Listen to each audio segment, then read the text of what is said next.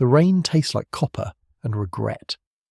Wade Wilson lies in a gutter somewhere in the armpit of Manhattan, and his intestines are outside of his body. They spill across the filthy concrete like wet rope, steaming slightly in the November air, tangled with cigarette butts and fast food wrappers and the general detritus of a city that has never once cared whether a man lives or dies. His mask is torn. Half his face is exposed. What remains of a face, anyway? Scar tissue layered upon scar tissue, a topographical map of suffering rendered in flesh. He is laughing. Blood bubbles between his teeth, dark and frothy, and still he laughs, because the alternative is screaming, and Wade Wilson stopped screaming a long time ago. Screaming implies that someone might hear, someone might come, someone might care. No one is coming. Above him, neon signs flicker and buzz, casting the alley in alternating washes of red and blue. A strip club on one side, a bail bondsman on the other. The poetry, is he? Not lost on him. Desire and consequence. Sin and penalty. The eternal dance of this city played out in 10,000 alleys just like this one, every single night. His hands twitch. Fingers try to gather the slick, ropey mess of his own guts, to push them back inside the ragged crater where his abdomen used to be. The healing factor is working. It is always working. But whoever did this knew what they were doing. Adamantium blade, probably. Maybe vibranium. Something designed to make the regeneration slow. Something designed to make it hurt. And oh, it hurts. It hurts in colours. It hurts in sounds. It hurts in ways that language was never built to describe, because language was invented by people who expected pain to end. Wade Wilson knows better. Wade Wilson knows that pain is a river, not a destination. You do not arrive at pain and leave. You swim in it. You drown in it. You learn to breathe underwater or you die. Except he cannot die. That is the cosmic joke, you see. The punchline written on his cellular structure, encoded in every regenerating fibre of his grotesque, magnificent, ruined body. Wade Wilson cannot die. Not permanently, not completely. He can be stabbed, shot, burned, drowned, decapitated, disintegrated, dropped into volcanoes, thrown into the vacuum of space, fed through industrial wood chippers, and dissolved in acid, and still, his body will knit itself back together, cell by agonizing cell, until he opens his eyes and takes another breath and realizes that oblivion has rejected him once again. The universe has a restraining order against his peace, so he laughs. He laughs because his intestines are in a puddle, and a rat is sniffing at them with what might be professional interest. He laughs because somewhere up there, beyond the light pollution and the smog, stars are burning and galaxies are spinning, and absolutely none of it gives a damn about one unkillable mercenary bleeding out in an alley that smells like piss and broken dreams. He laughs because she is here. He feels her before he sees her, a coldness that has nothing to do with the November rain, a stillness that settles over the alley like a held breath. The neon signs flicker, stutter, die. Darkness rushes in to fill the void, but it is not the darkness of absence. It is the darkness of presence, of something vast and patient and older than the concept of time itself. Hey, gorgeous! His voice is a ruin, wet, gurgling. The words come out sideways, wrapped in blood and bile. Miss me? She steps out of the shadows, or perhaps the shadows step aside for her. It is difficult to tell. She wears a black cloak that moves like smoke, like whispered secrets, like the last breath leaving a dying man's lungs. Her face is a skull, but also a woman's face, but also something else entirely, something that the human brain interprets as beauty, because the alternative would be madness.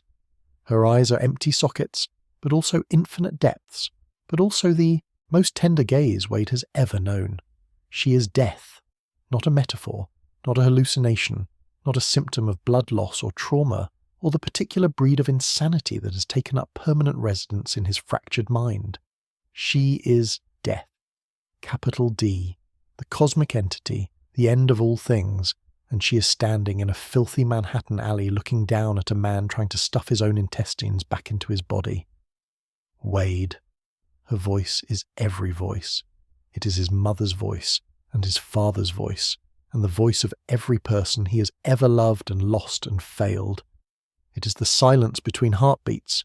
It is the last sigh before sleep. You called for me?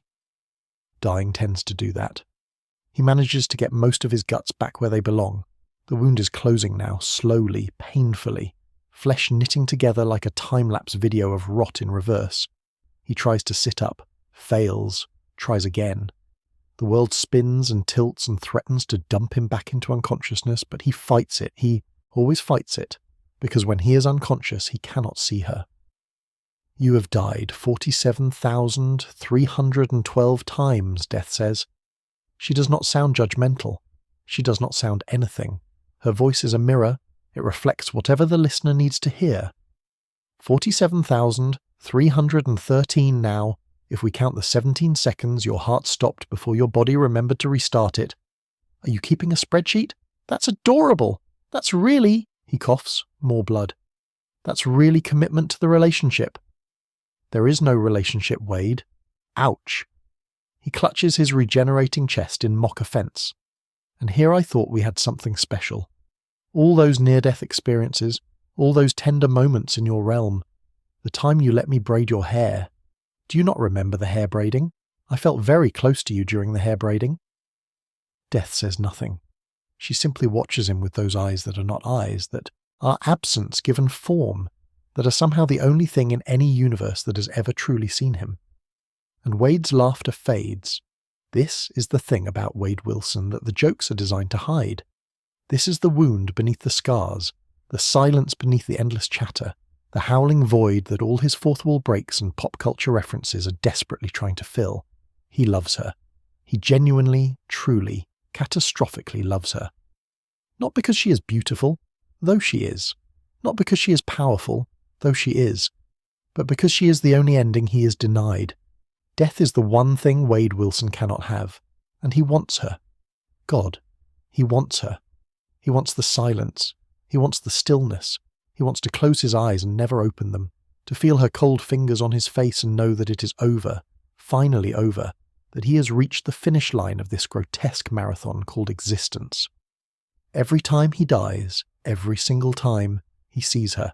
He reaches for her, and every single time his healing factor drags him back, kicking and screaming and cursing the universe that made him this way. The curse was not an accident. You know why you cannot reach me, Death says. You know who did this to you.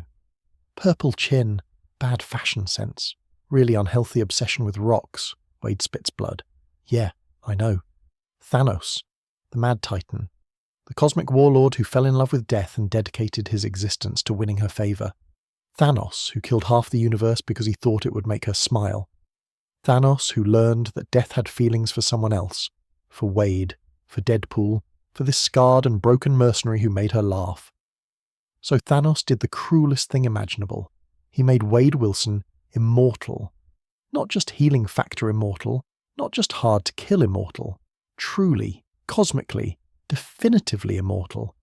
A curse woven into the fabric of reality itself, a divine restraining order, an eternal barrier between Wade and the only woman he has ever loved without reservation or self-sabotage or the creeping certainty that he will eventually destroy everything he touches.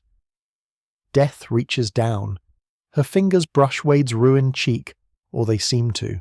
He feels the ghost of contact, the promise of cold, but she cannot truly touch him. The curse will not allow it. I'm sorry, she says. Don't be. He manages a smile. It hurts. Everything hurts. I'm a catch. I'm a total catch.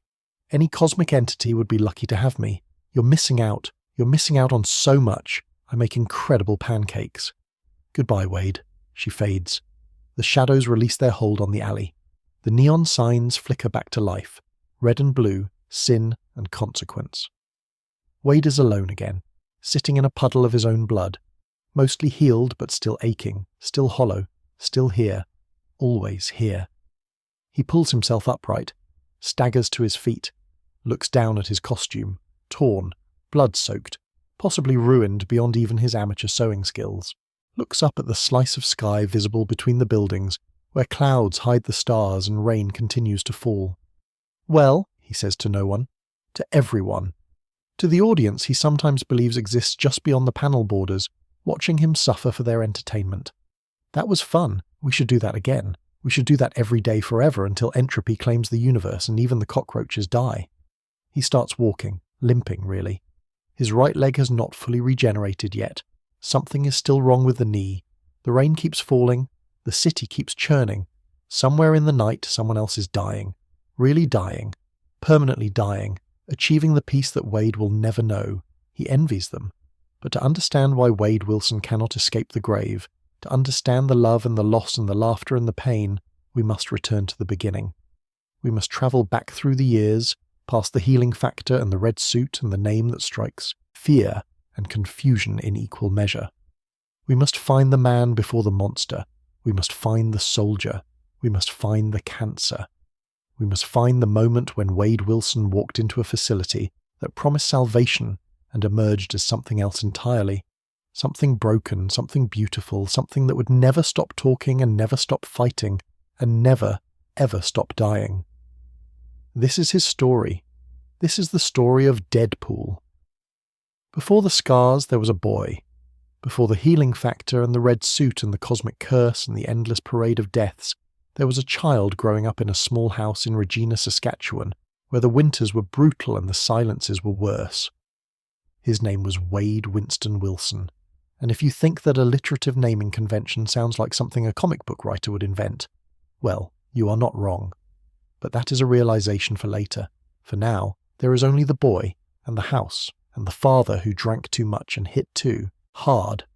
Thomas Wilson was a military man, career soldier, the kind of man who measured value in discipline and pain tolerance, who believed that tenderness was weakness, and weakness was death. He had served his country with distinction, or so the medals in the drawer claimed, and he had come home with something broken inside him that he did not have the language to name. So he drank. And when the drinking did not quiet the noise in his head, he found other outlets. Wade learned early to read the weight of his father's footsteps on the stairs.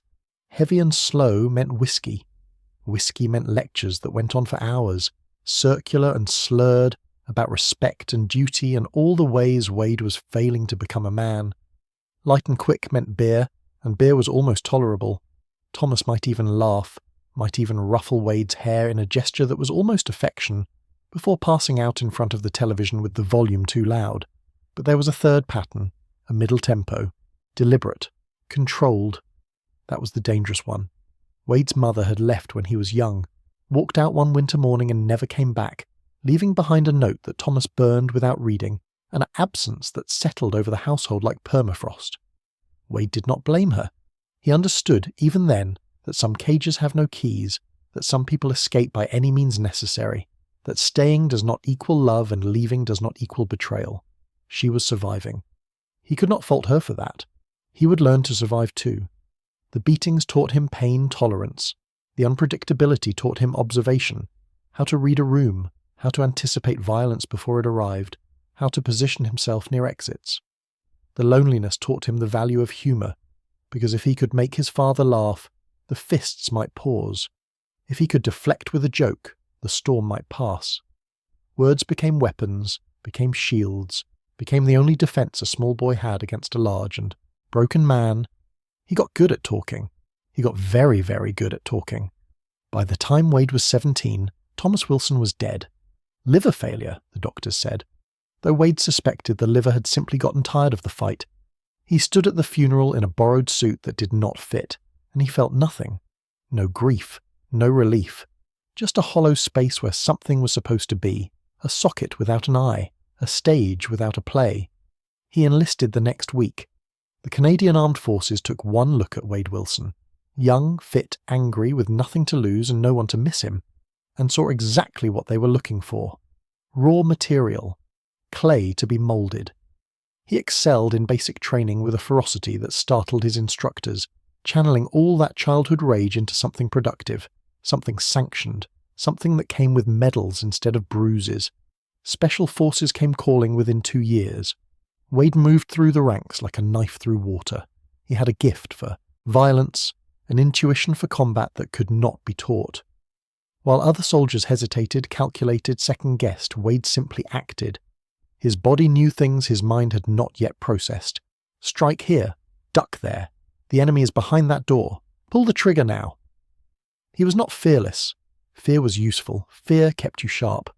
But he had a broken relationship with self-preservation, that his commanding officers found alternately useful and concerning. He did not care if he lived or died. That made him very effective. The missions blurred together, covert operations in places that officially did not exist, targeting people whose names would never appear in any public record. Wade learned to kill efficiently, silently, without hesitation. He learned to lie, to infiltrate, to become whoever the mission required him to be. He learned that governments are not moral entities, that orders come down from places that have never seen blood, that the line between hero and monster is often just a matter of paperwork. He also learned that he was very, very good at the work. Too good, perhaps.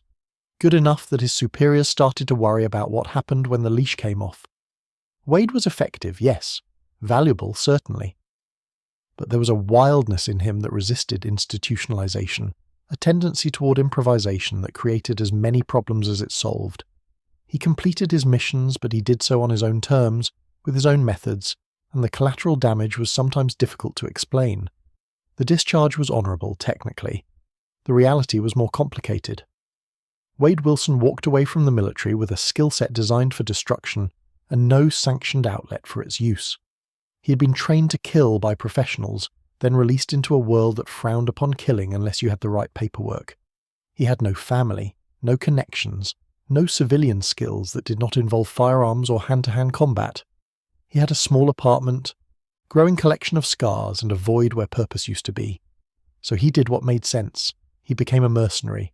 The underworld welcomed him with open arms. Word spread quickly in those circles. There was a new operator in town, Canadian, ex-Special Forces, utterly without scruple when it came to target selection. Wade took jobs that other mercenaries refused. Protection details for drug lords, assassinations for crime families, retrieval operations that asked no questions about what was being retrieved or why. He told himself that money was morally neutral, that a paycheck was a paycheck, that he was simply using the only skills he had to survive. He was lying, of course. He was always lying, especially to himself. The truth was simpler and uglier. Wade Wilson liked the work. He liked the adrenaline. He liked the clarity of combat, the way everything else fell away when someone was trying to kill him, the brief and beautiful silence in his head when survival was the only thought that mattered. He had been raised in chaos and trained for violence, and peace felt like suffocation. He did not know how to be still. He did not know how to be quiet.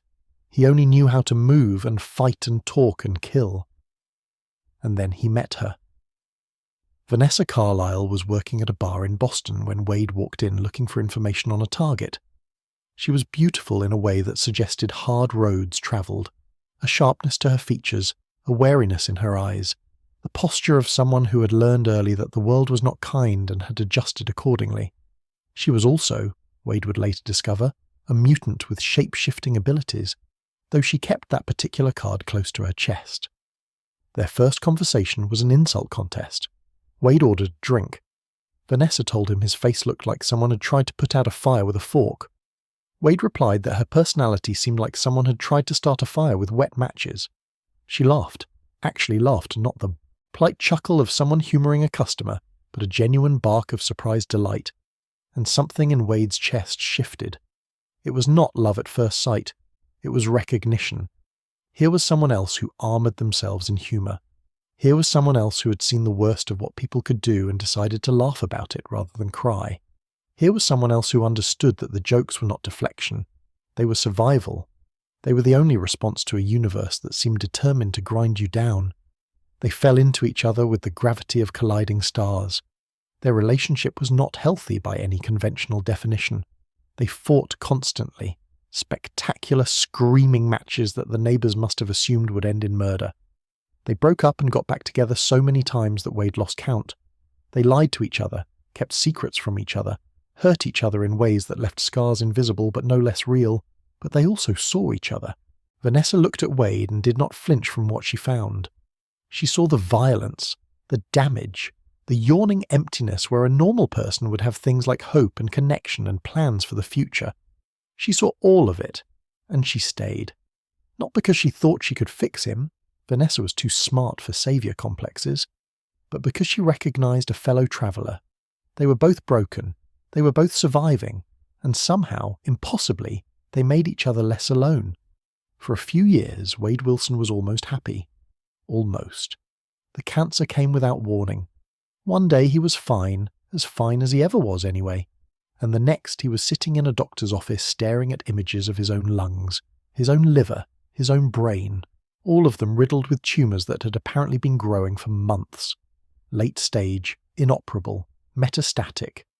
The doctor used words like aggressive and terminal and palliative care, and Wade heard none of them because there was a roaring in his ears like the ocean if the ocean was made of static and despair. Months to live, maybe a year if he was lucky. Wade Wilson had never been lucky. He did not tell Vanessa. Not at first. He walked out of that office and went to a bar and drank until the world blurred at the edges, and then he drank some more. He thought about all the people he had killed, all the lives he had ended without hesitation, and he wondered if this was karma, if some cosmic accountant had finally tallied the ledger and found him wanting.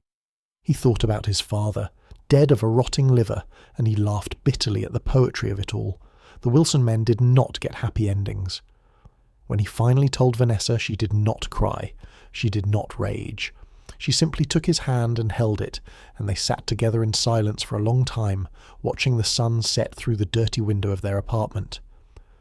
That night, she held him while he slept, and Wade realized with terrible clarity that dying was not the worst part.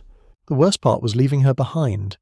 He started looking for alternatives, experimental treatments, black market pharmaceuticals, mutant healers who might be able to work miracles. Wade burned through his savings chasing leads that went nowhere, promises that evaporated on contact, hope that curdled into despair. The cancer kept growing, his body kept failing, and every day he watched Vanessa watch him deteriorate, and he saw the grief she was already carrying for a loss that had not yet occurred. Then the recruiter found him. The man appeared at a bar Wade frequented, sliding onto the adjacent stool with the practiced ease of someone who had done this many times before. He was bland in the way that suggested careful cultivation, forgettable face, forgettable clothes, the kind of person your eyes skipped over in a crowd. But his offer was anything but forgettable. "We can cure you," the man said. "The cancer, all of it, gone." Wade laughed. "Sure you can. And I've got oceanfront. Property in Saskatchewan." "A government program," the man continued unfazed. "Classified, experimental. We've developed treatments that conventional medicine cannot match. Success rates that would seem like miracles." He slid a card across the bar. "Think about it, Mr. Wilson. What do you have to lose?" What did he have to lose? Everything. Nothing. His life was already forfeit. The cancer had seen to that. What remained was just the slow diminishment, the gradual retreat, watching himself become less and less until there was nothing left to subtract. The man was offering hope, and hope was a dangerous drug. The most dangerous, because it made you believe that things could be different. But Wade looked at that card, and he thought about Vanessa, and he realized that he was not ready to go gently into any good night. He called the number. 2 weeks later, Wade Wilson stood outside a nondescript facility in an undisclosed location, holding a duffel bag containing everything he owned. He had told Vanessa he was pursuing an experimental treatment. He had not told her the details because the details were classified, and because some part of him suspected that if she knew the truth she would try to stop him. He kissed her goodbye. He told her he loved her.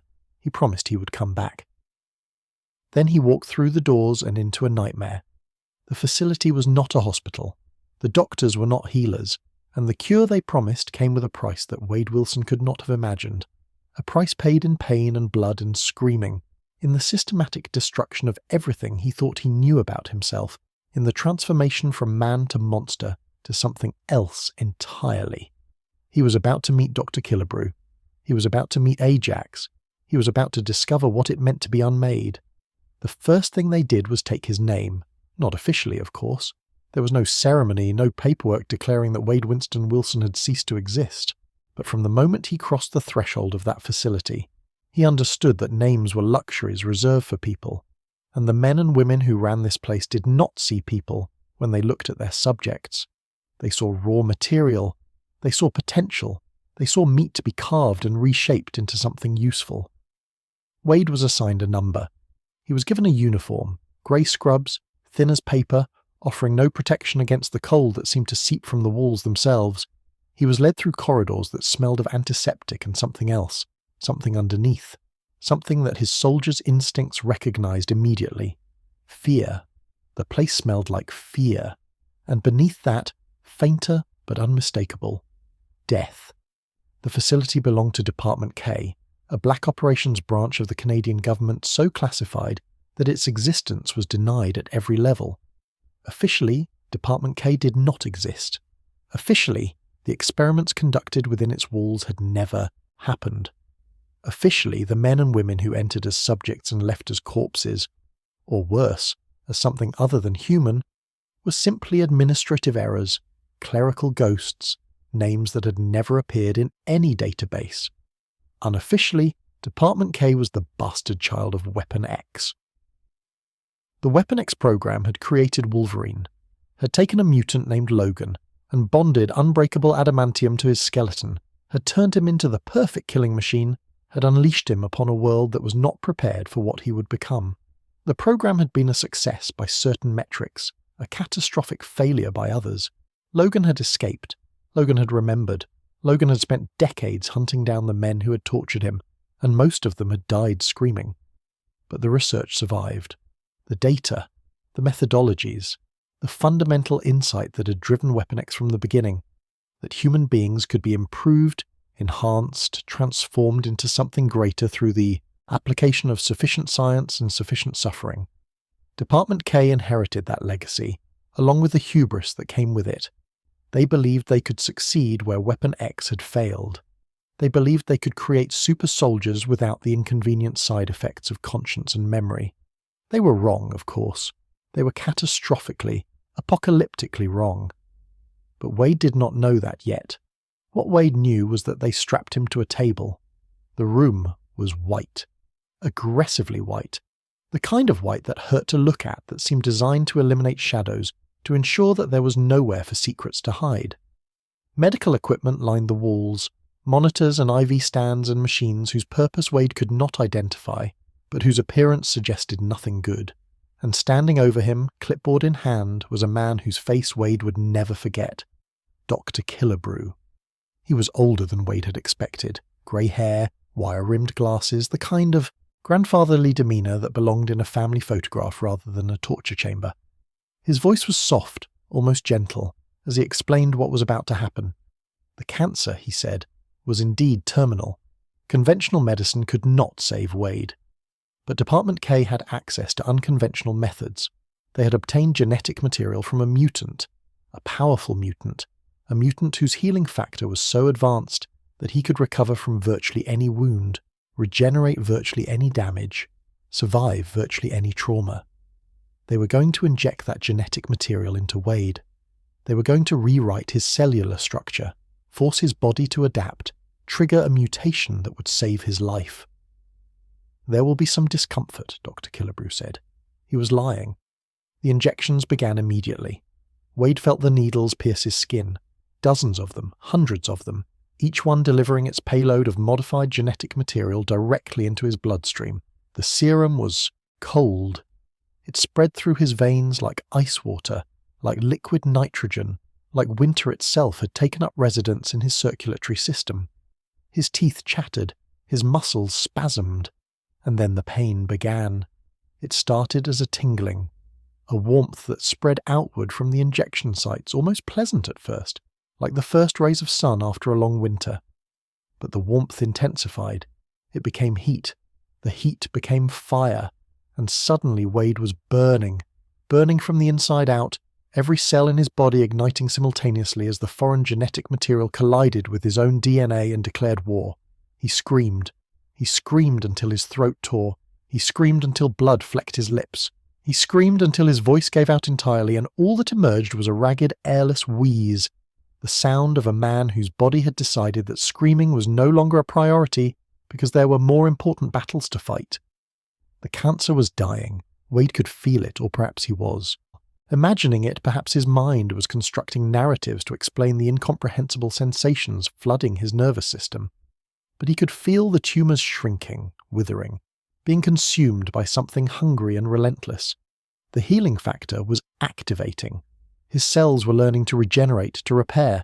to rebuild themselves faster than any damage could accumulate. But the healing factor was not selective. It did not distinguish between cancer cells and healthy cells. It did not understand that some tissues were meant to look a certain way, that skin was supposed to be smooth and uniform, that a face was supposed to have recognizable features. It simply healed.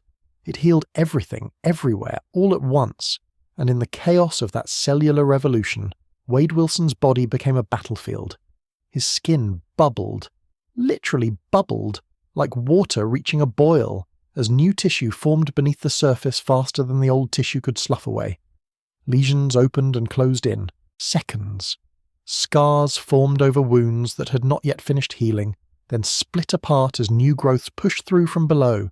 His face, the face Vanessa had touched, had kissed, had loved, rippled and reformed and became something that no longer resembled anything human.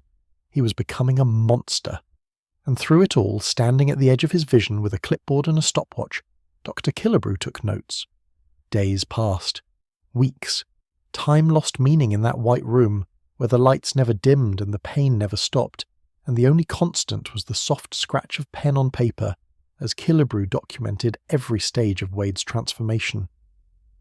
Other doctors came and went, nameless figures in surgical masks speaking in clinical terms about subject response and mutation rates and pain thresholds.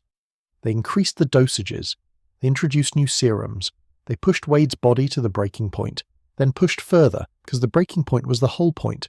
The theory Wade eventually understood was that extreme trauma accelerated mutation. The healing factor was not simply a passive gift. It was an adaptive response, a survival mechanism that grew stronger when challenged. The more damage Wade's body sustained, the faster and more comprehensively it learned to heal. So they damaged him. They damaged him systematically, scientifically, with the dispassionate efficiency of researchers studying a specimen rather than torturing a human being. They cut him open and watched him close. They burned him and watched him regenerate. They broke his bones and timed how long it took for them to knit back together.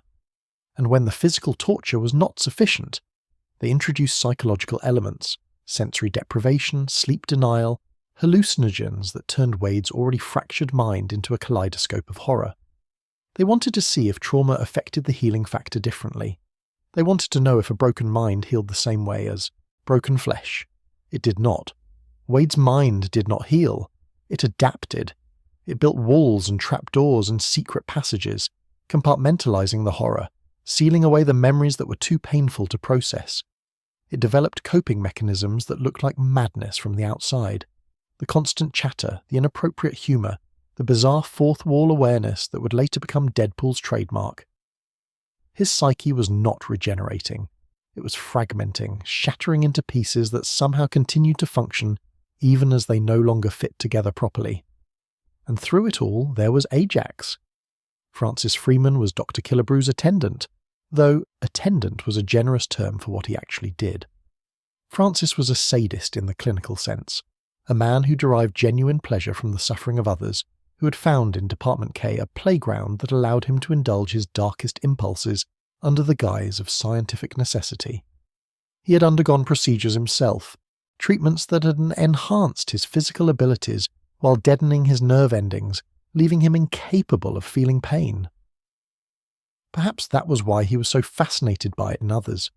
Francis, who insisted on being called Ajax after the cleaning product, a joke that Wade refused to let him forget, was responsible for the day-to-day management of the subjects. He decided who ate and who starved. He decided who slept and who was kept awake for days until their minds began to unspool. He decided which subjects were worth saving and which were ready for termination. And he hated Wade Wilson. The hatred was mutual, but Ajax's hatred had power behind it. Wade's only weapon was his mouth, the endless stream of insults and observations and pop culture references that he deployed like artillery, bombarding Ajax with words because words were all he had left. He mocked Ajax's name. He mocked his appearance. He mocked his dead nerve endings and his desperate need for control and the obvious inadequacy that drove him to torture people who could not fight back.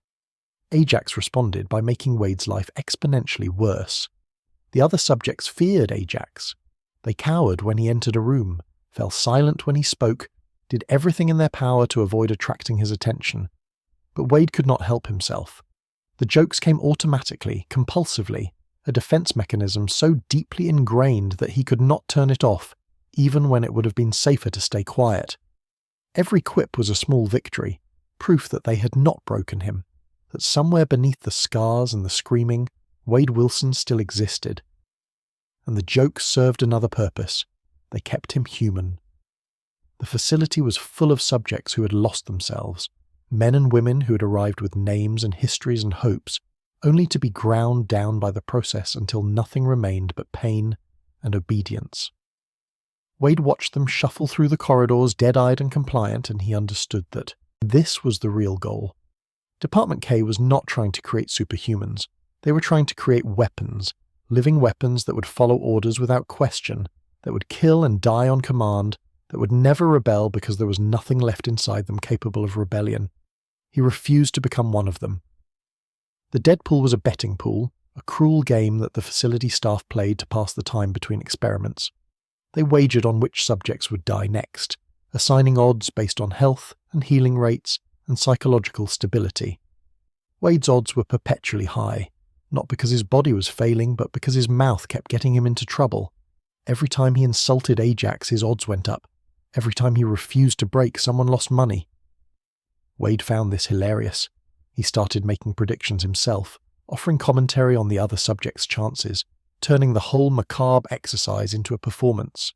The staff did not know what to make of him. He was dying, always dying, regenerating just fast enough to survive. But he would not stop talking, he would not stop laughing, he would not surrender the only thing he had left, himself. "You know why they call it the Deadpool?" he asked Ajax one day, strapped to a table, half his skin flayed off and regenerating in real time. "Because everyone in it is dead already. They just haven't stopped moving yet. But not me, Francis, not me. I'm going to walk out of here, and when I do, I'm going to find you, and we're going to have a conversation that you're really not going to enjoy." Ajax leaned close. His breath was cold, clinical, devoid of any human warmth. "You're never leaving, Wade. You're going to die in this room, and before you die, you're going to beg me to kill you. They all do eventually. Want to bet?" The escape came later, much later, after Wade had lost track of how many times he had died and regenerated, after his mind had fractured into pieces that no longer fit together properly, after he had accepted that the man he used to be was gone forever, and something new had taken his place. A fire, a distraction. A moment when the security systems failed and the guards were looking elsewhere. Wade moved through the facility like a force of nature. He was not skilled in the way he had been as a soldier. He was not tactical or precise. He was simply unkillable, and in a facility full of people who very much could be killed, that was enough. Bullets tore through him and he kept walking. Blades opened his flesh and he kept fighting. He found Ajax in the chaos, cornered him, prepared to deliver the killing blow. And the building exploded. Wade survived because Wade always survived. He crawled out of the burning wreckage, more dead than alive, his body regenerating, even as flames consumed it. He had not killed Ajax. He had not achieved his revenge. But he was free. He was free, and he was a monster. The man called Wade Wilson was gone. What remained was something else. Something that looked at its own reflection and saw only horror. Something that laughed because the alternative was screaming forever. Something that needed a new name because the old one no longer applied. He remembered the betting pool, the dead pool, the wagers placed on lives that did not matter by people who saw subjects instead of humans. He would take their game and make it his own. He would become Deadpool. He had nowhere to go. This was the first thought that surfaced when the flames died down and the smoke cleared, and Wade Wilson, or whatever was left of Wade Wilson, found himself standing in the Canadian wilderness with nothing but the charred remnants of his facility scrubs and a body that had become a stranger to him. The healing factor had saved his life, but it had not restored his appearance. He looked down at his hands and saw the same ruined topography that covered every inch of his skin, lesions and scars layered upon one another, tissue that could not decide what it wanted to be, a constantly shifting battlefield where cancer and mutation fought an eternal war. He could not go back to Vanessa. The thought arrived with the weight of absolute certainty, settling into his chest like a stone. He had left her with promises of a cure, with assurances that he would return whole and healthy, ready to build a life together. What would he say now? How would he explain what had been done to him, what he had become? She had loved Wade Wilson. She had loved his face, his body, his damaged but recognizable humanity. What stood in the forest now was something else entirely, a grotesquerie that children would flee from, that strangers would recoil from, that even the most devoted lover could not be expected to accept. He told himself he was protecting her. He was lying, of course. He was always lying, especially to himself. The truth was simpler and uglier. He was afraid of the look in her eyes when she saw him, afraid of the pity, afraid most of all of the possibility that she might try to love him anyway, might force herself to overlook the horror of his appearance out of loyalty, or obligation, or some misguided sense of commitment. He could not bear that. He could not bear being an act of charity, a burden to be shouldered, a daily reminder of what they had lost. So he disappeared. The underworld welcomed him back, though not without reservations. Word had spread that something had happened to Wade Wilson. Rumours of experimentation, mutation, madness. The mercenary community was not squeamish by nature.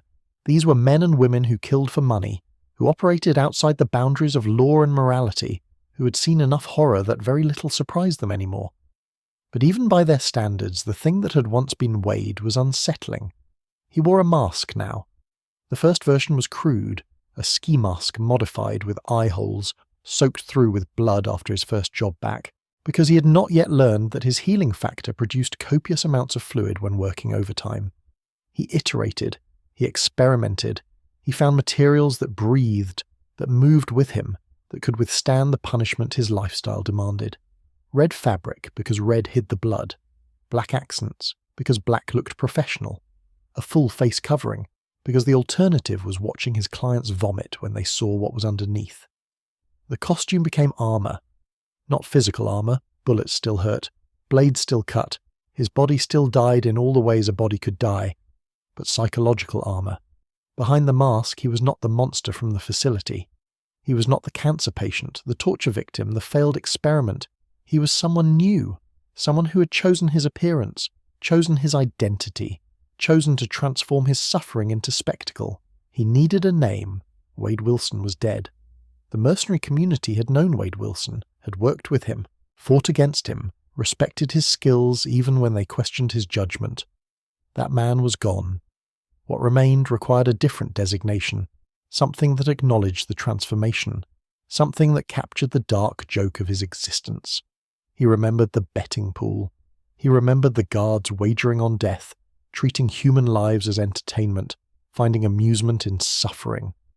He remembered how they had laughed when the odds shifted, how they had celebrated when they won, how they had treated mortality as a game to be played rather than a tragedy to be mourned. They had called it the Deadpool.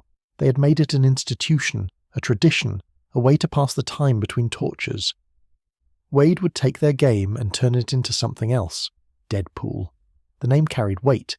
It suggested mortality, violence, a proximity to death that most people could not comprehend. It was also, in its own twisted way, funny. A cleaning product, a swimming term, a mundane phrase, transformed into something threatening. The juxtaposition appealed to him. He had always used humour as a weapon, and now that weapon would be baked into his very identity. The Merc with a mouth was born. His first jobs were simple. Assassinations, mostly. Targets that other mercenaries considered too risky, too well protected, too likely to result in death for the operative. Deadpool took them all, because risk was meaningless when you could not die. He walked into ambushes and walked out the other side, leaving corpses in his wake. He took bullets meant to be kill shots and kept coming, laughing as his body regenerated, terrifying his targets into paralysis before he finished them. Word spread. Within months, Deadpool had become a legend in the underworld, the mercenary who could not be killed, the assassin who talked more than he shot, the masked lunatic who seemed to treat every job as performance art, who delivered running commentary during firefights, who cracked jokes while removing heads from shoulders. Clients did not know what to make of him. Some refused to work with him, unnerved by his unpredictability. Others sought him out specifically, recognizing that an unkillable operative was an asset beyond measure. His rates went up. His reputation grew. And somewhere along the way, the persona he had created began to feel more real than the man underneath. It was during this period that he met Weasel, Jack Hammer, who went by Weasel for reasons he refused to explain, though Wade suspected it had something to do with his appearance, his demeanor, and his tendency to scurry away from danger rather than confront it. Was an information broker operating out of a bar called Sister Margaret's School for Wayward Girls. The establishment catered to mercenaries, assassins, and other individuals who existed in the spaces between law and chaos. It was neutral ground, a place where competitors could drink side by side without violence, where contracts were negotiated and betrayals were planned and everyone pretended not to notice what everyone else was doing. Weasel ran the book. He tracked contracts, matched operatives with clients, took a percentage of every deal that passed through his network. He also ran his own Deadpool, a betting system where mercenaries wagered on each other's deaths, picking dates and methods and collecting payouts when their predictions proved correct. The dark irony was not lost on Wade. He had named himself after one death pool only to discover another waiting for him in civilian life. Their friendship, if it could be called that, began with mutual exploitation. Weasel had information Wade needed. Wade had skills Weasel could monetize. They circled each other warily at first, each waiting for the other to reveal a weakness, a vulnerability, an angle of attack. But somewhere between the third job and the 10th, something shifted.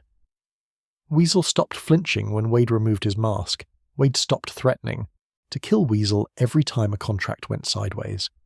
They developed a rhythm, a rapport, something that almost resembled trust.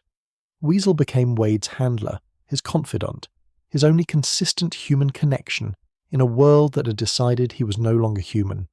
He complained constantly about the danger, about the property damage, about the psychological trauma of being associated with someone who died on a weekly basis. But he kept coming back. He kept answering the phone. He kept saving a seat at the bar for the masked lunatic who had somehow become his best friend. Wade, for his part, found something unexpected in the arrangement. Stability. Not physical stability. His life remained a carousel of violence and chaos, jobs that went wrong, and enemies that multiplied, and a body that died and regenerated in an endless cycle. But emotional stability of a sort. Weasel expected nothing from him, except competence and occasional payment. Weasel did not try to fix him, did not offer therapy or sympathy or well-meaning suggestions about seeking help. Weasel simply accepted that Wade was broken and worked around the damage. It was the healthiest relationship Wade had ever had. His methods during this period were what charitable observers might call unorthodox. Deadpool did not believe in subtlety. He did not believe in minimal collateral damage. He did not believe in the clean, professional approach that other high-end mercenaries prided themselves on. He believed in results, and results often required explosions, extended gunfights, property destruction on a scale that made insurance adjusters weep, and a body count that included anyone unfortunate enough to be standing near his actual target. The hero community noticed. Wade's first encounter with a genuine superhero came approximately 18 months after his escape from the facility. The details are contested. Memories are unreliable, especially Wade's memories, which had a tendency to contradict themselves across different tellings. But the broad strokes are clear. A job went sideways. Civilians were in danger. And suddenly there was a man in a colourful costume standing between Deadpool and his target, making speeches about justice and responsibility and the sanctity of human life. Wade shot him. The bullet did not kill the hero.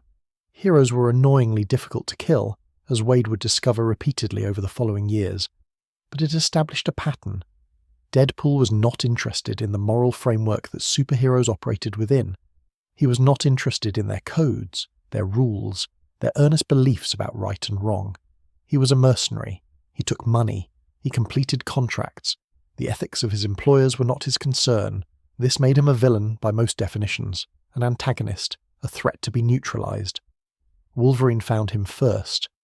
Logan had heard rumors, whispers about a new mutant running around with a healing factor suspiciously similar to his own, leaving bodies and bad jokes in his wake.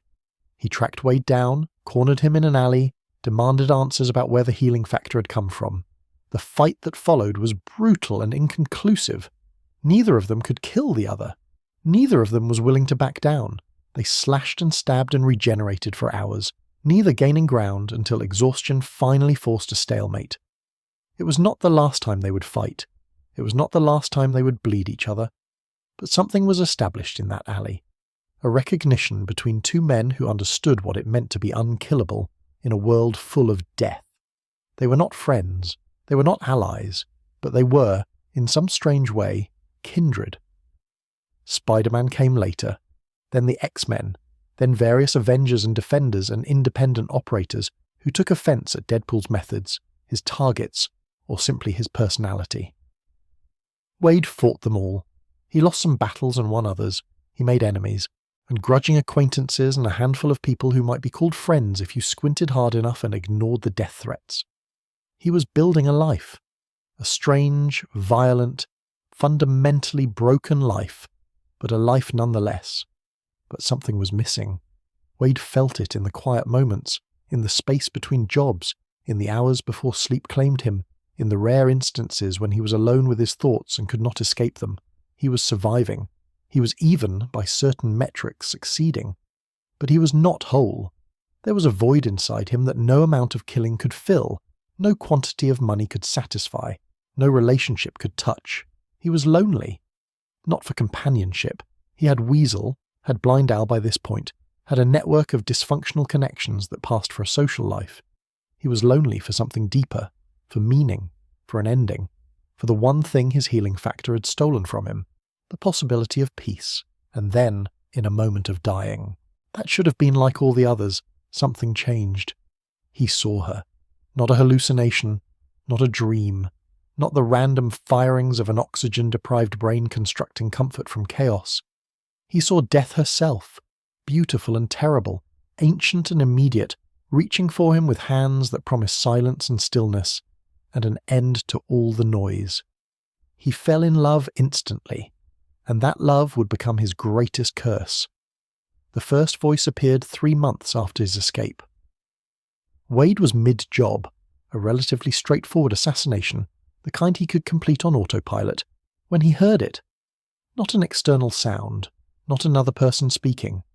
A voice inside his own skull commenting on his technique, critiquing his approach, offering suggestions that range from tactically sound to deeply unhinged. He assumed he was finally losing his mind. This was not an unreasonable assumption.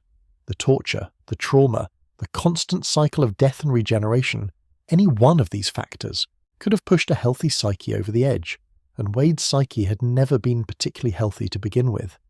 He had grown up in chaos, been trained for violence, watched his body transform into something monstrous, while scientists took notes.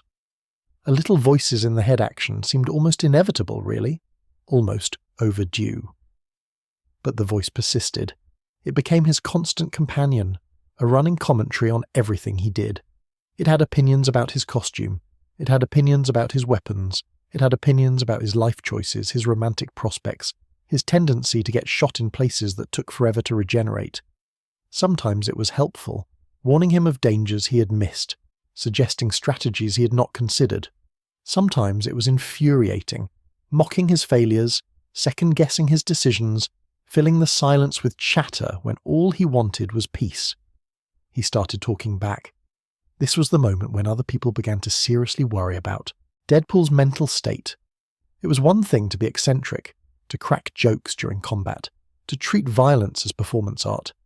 It was another thing entirely to pause mid-fight and argue with yourself, to gesture at empty air while explaining why the voice was wrong, to lose track of actual enemies because you were too busy debating imaginary ones. Wade did not care what other people thought. The voice, he started calling it yellow because of how he imagined it might look if thoughts had colours, was company. It was conversation. It was proof that somewhere inside the scarred and screaming wreckage of his mind, something was still functioning, still processing, still alive. He was not alone in his own head, and after everything he had lost, that counted for something. Then the second voice appeared. This one was different.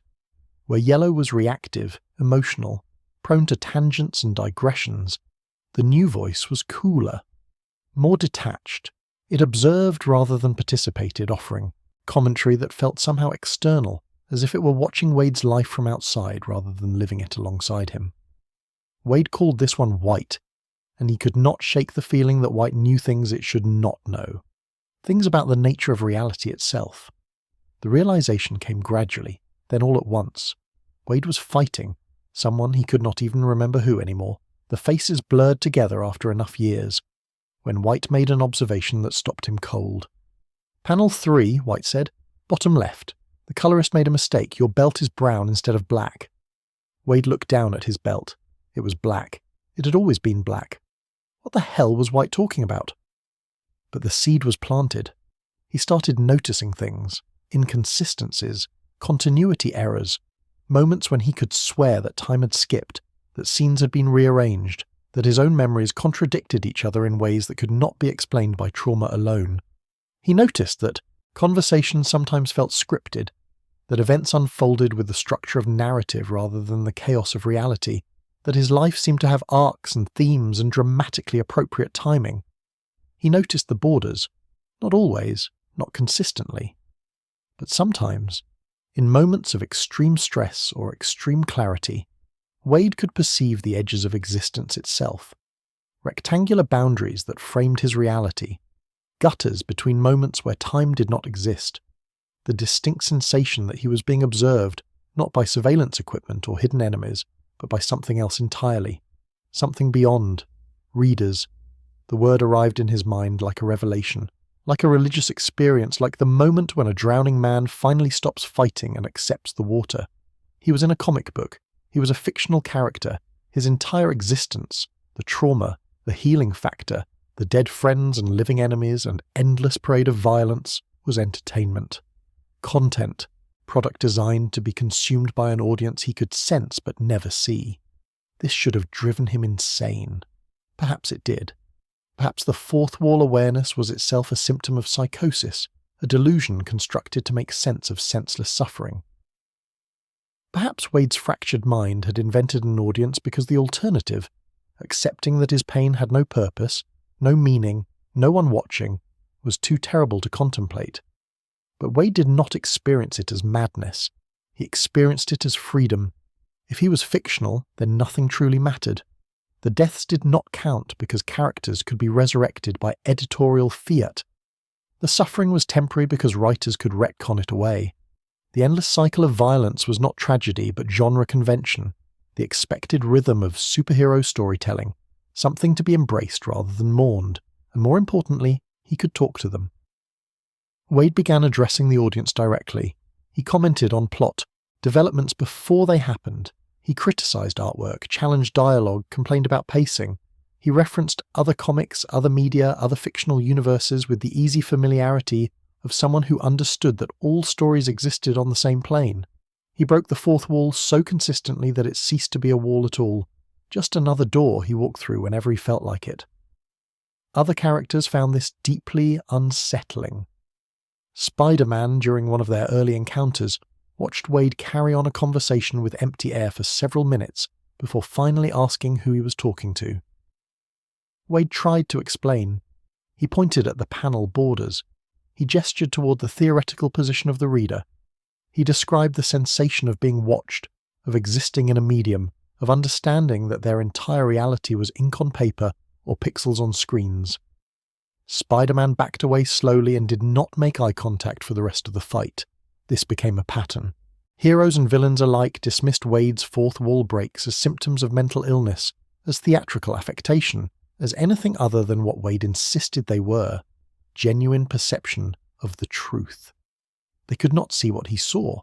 They could not hear Yellow and White the way he heard them. They were characters who believed they were real, while Wade was a character who knew he was not. The loneliness of that knowledge was profound. Imagine being the only person in the world who understands how the world actually works. Imagine trying to explain to your friends, your enemies, everyone you meet, that they are fictional constructs, that their lives are stories being told for someone else's entertainment, and watching them dismiss you as crazy.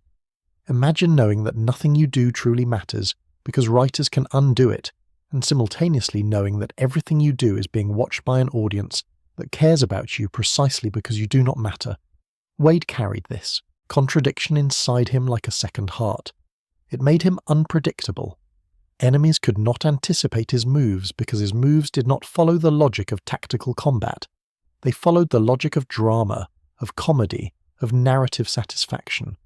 He would make choices that seemed irrational, suicidal, completely counterproductive, because he understood that the rules governing his reality were not the rules of physics but the rules of storytelling. Sometimes the hero wins by losing. Sometimes the joke is funnier if the setup costs him everything. Sometimes you have to trust that the writers will not let you die permanently, even as you throw yourself into situations that would kill anyone else 1,000 times over. Yellow and White debated constantly.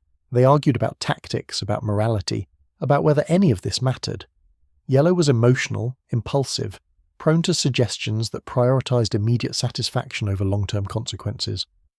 White was analytical, detached, offering observations that sometimes felt like they came from outside Wade's own perspective.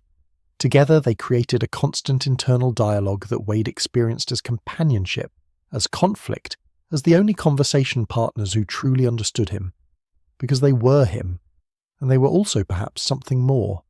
Some theories suggested that the voices represented different aspects of Wade's fractured psyche. Ego and superego, impulse and reason, the parts of himself that had shattered under torture and never quite reassembled correctly.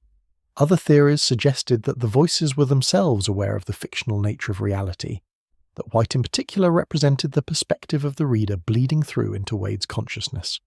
Still other theories suggested that Wade was simply, profoundly, irreparably insane, and that the elaborate metafictional framework was just his broken mind trying to construct meaning from chaos. Wade did not know which theory was correct. He did not particularly care.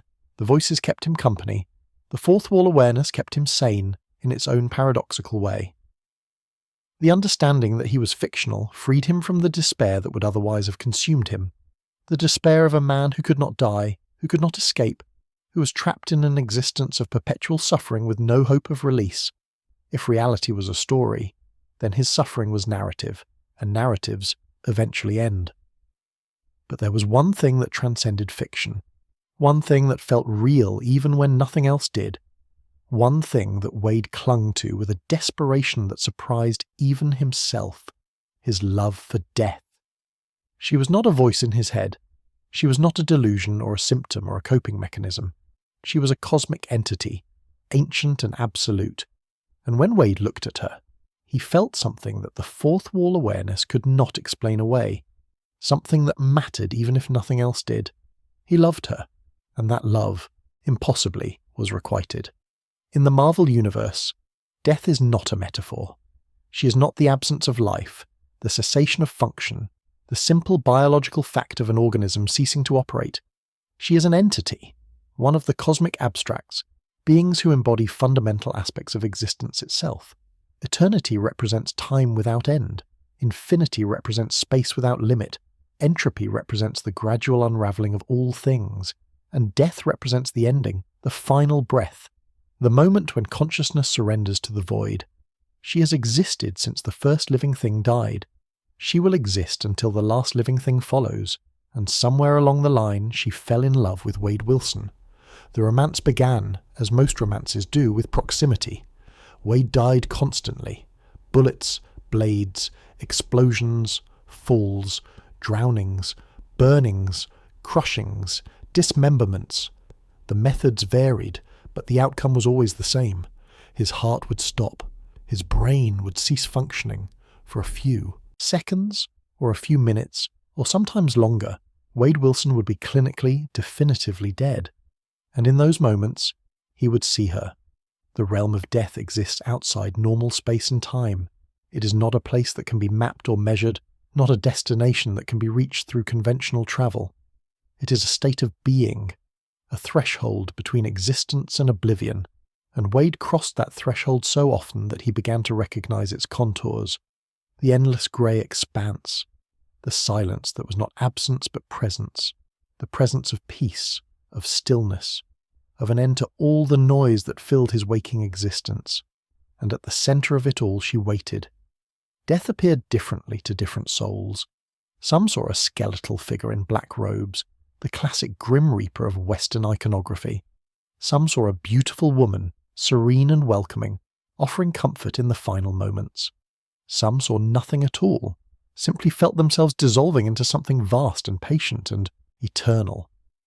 Wade saw all of these things simultaneously. She was a skull and a woman and an abstraction, shifting between forms like light through a prism, never settling into a single appearance because she was too large for any single appearance to contain. Her voice was every voice he had ever loved, his mother's before she left, Vanessa's before he pushed her away. Voices he could not identify but somehow recognized, the accumulated echoes of everyone who had ever mattered to him.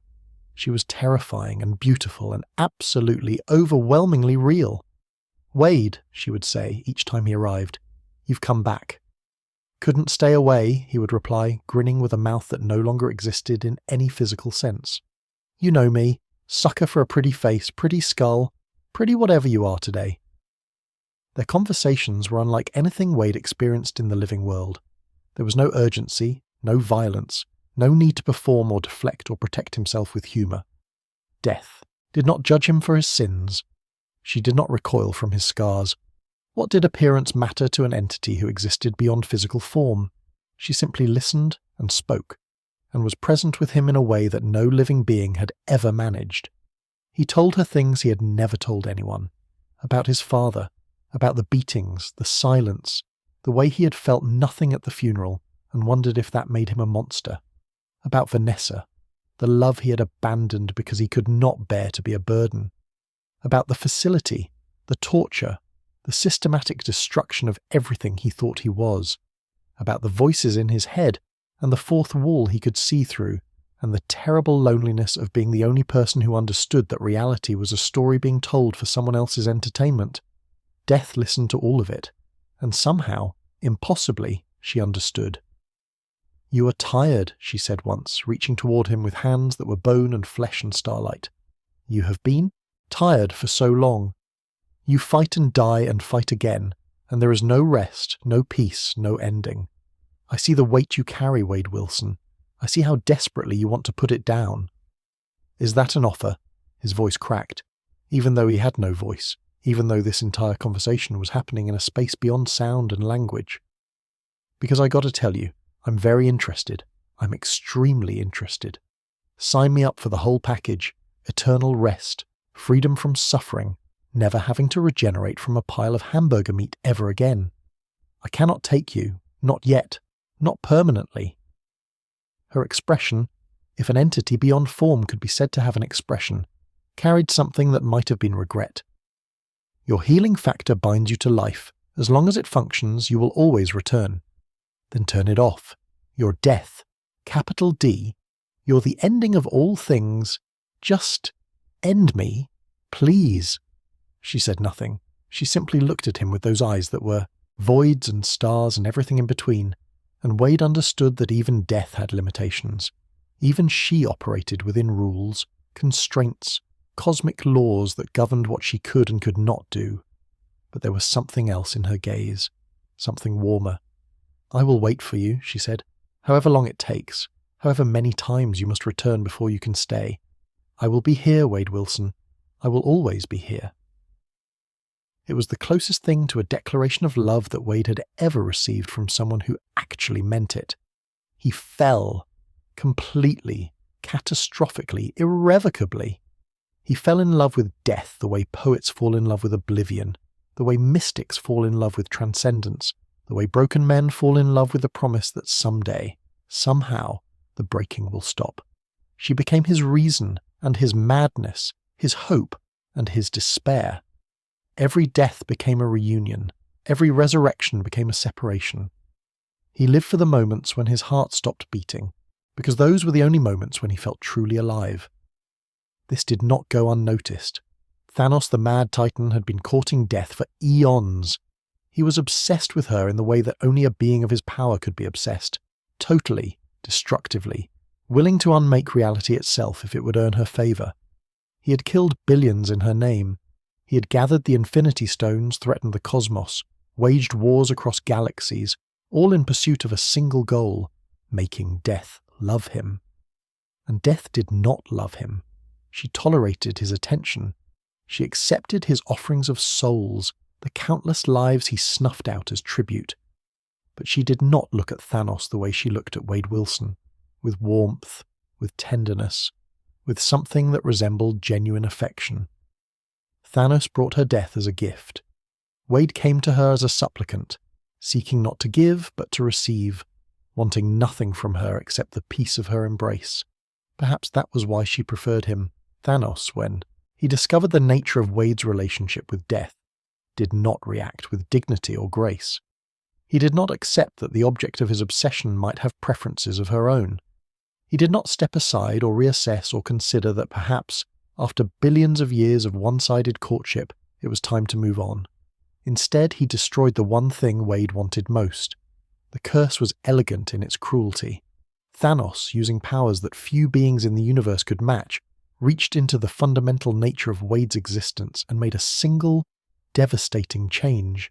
He made Wade Wilson immortal, not healing factor immortal. That was a biological process, something that could theoretically be overcome, circumvented, disabled. Truly immortal, cosmically immortal, written into the fabric of reality itself, a decree that Wade Wilson could not die, would not die, must not die, no matter what.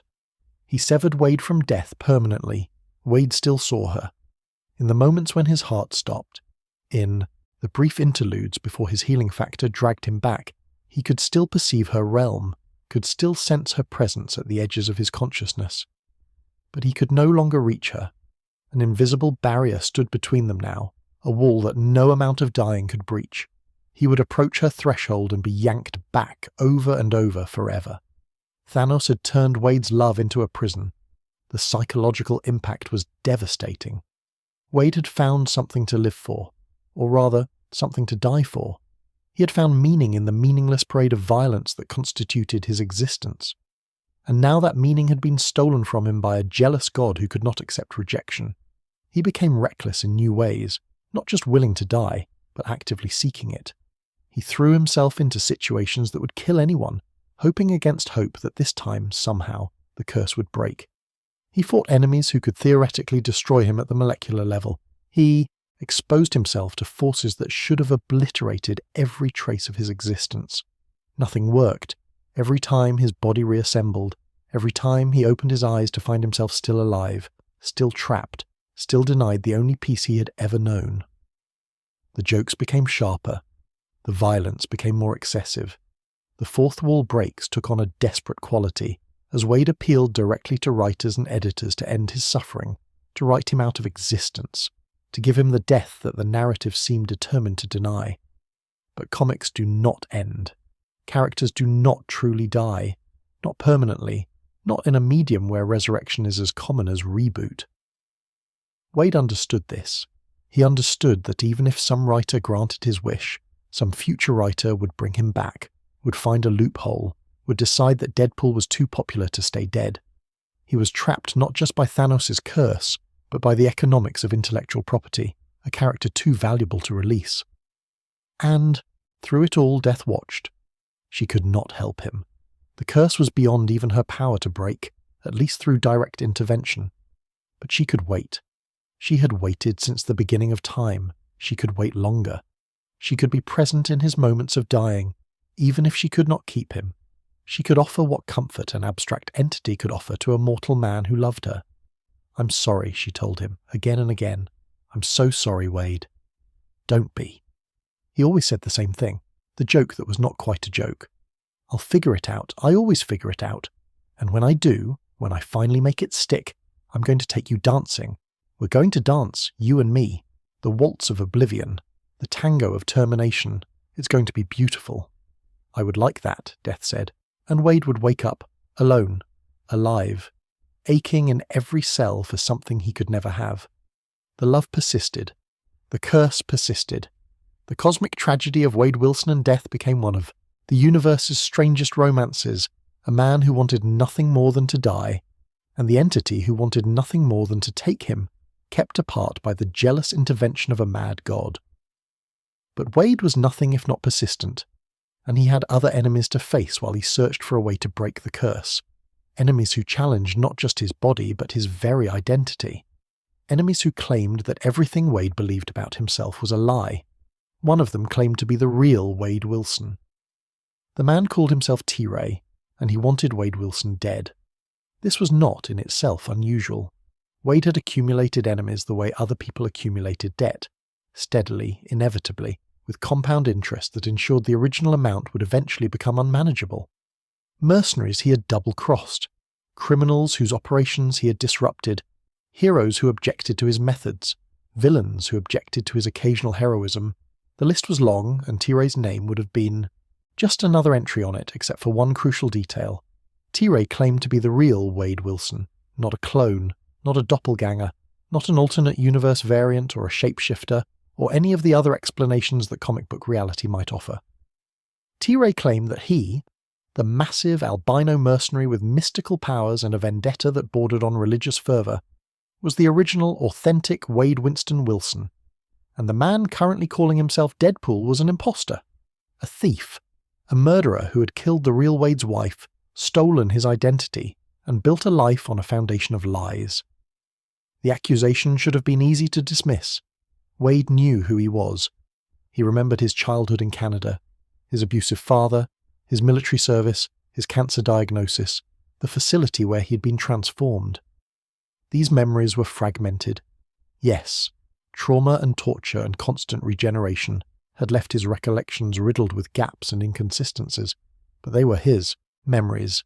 They felt real. They felt true. But T-Ray had details. He knew things about Wade's past that Wade himself had forgotten. He described events with a specificity that went beyond guesswork, a familiarity that suggested genuine experience. He spoke about the woman he claimed Wade had murdered, Mercedes Wilson, his wife, killed by the man who had become Deadpool during a home invasion gone wrong. He spoke about the life that had been stolen from him, the identity that had been appropriated, the years he'd spent planning his revenge, and Wade could not definitively prove him wrong. This was the horror of T-Ray. Not his physical abilities, though those were considerable. He was stronger than Wade, faster, possessed mystical powers that allowed him to manipulate life force and resurrect the dead. Not his relentlessness, though he pursued Wade with a single-mindedness that other enemies could not match. The true horror was the doubt he planted, the uncertainty he cultivated, the possibility that everything Wade believed about himself was a construction built on someone else's bones. Their first encounter set the pattern for everything that followed. T-Ray appeared during one of Wade's jobs, interrupting a contract that should have been routine. He did not attack immediately. He did not need to. Instead, he spoke. He told Wade the story of his life, or rather of the life he claimed had been stolen from him, the small cabin in the wilderness, the wife who had made that cabin a home, the stranger who had appeared one night, injured and desperate, whom they had taken in out of kindness. The stranger, T-Ray said, had been named Jack. Jack had healed in their cabin. Jack had grown close to Mercedes. Jack had become jealous, obsessed, unable to accept that she belonged to another man. And one night Jack had snapped. He had killed Mercedes. He had beaten Wade, the real Wade, within an inch of his life. And then, in the ultimate act of theft, he had taken Wade's name, Wade's identity, Wade's very existence. The man calling himself Deadpool, T-Ray concluded, was Jack. Wade's response was characteristically flippant. He laughed. He cracked jokes. He pointed out the logical inconsistencies in T-Ray's story, the convenient absence of proof, the suspiciously melodramatic nature of the whole accusation. He fought T-Ray, because T-Ray was not interested in mere conversation, and he survived, because surviving was what he did. But the doubt lingered. Wade's memories of his early life were unreliable. He knew this. The torture at the facility had scrambled his recollections, creating false memories and erasing real ones in ways he could not always distinguish. His constant deaths and resurrections had compounded the problem, as if each regeneration was a copy of a copy, losing fidelity with every iteration. He could not be certain that the Wade Wilson he remembered being was the Wade Wilson he had actually been. What if T-Ray was right? What if the man he thought he was had never existed? What if his entire identity, his history, his relationships, his very name was built on a lie? What if somewhere beneath the scars and the healing factor and the endless jokes, he was not Wade Wilson at all, but Jack, the stranger, the murderer, the thief? The existential crisis was profound. Wade had lost so much already. His appearance, his chance at a normal life, his ability to die.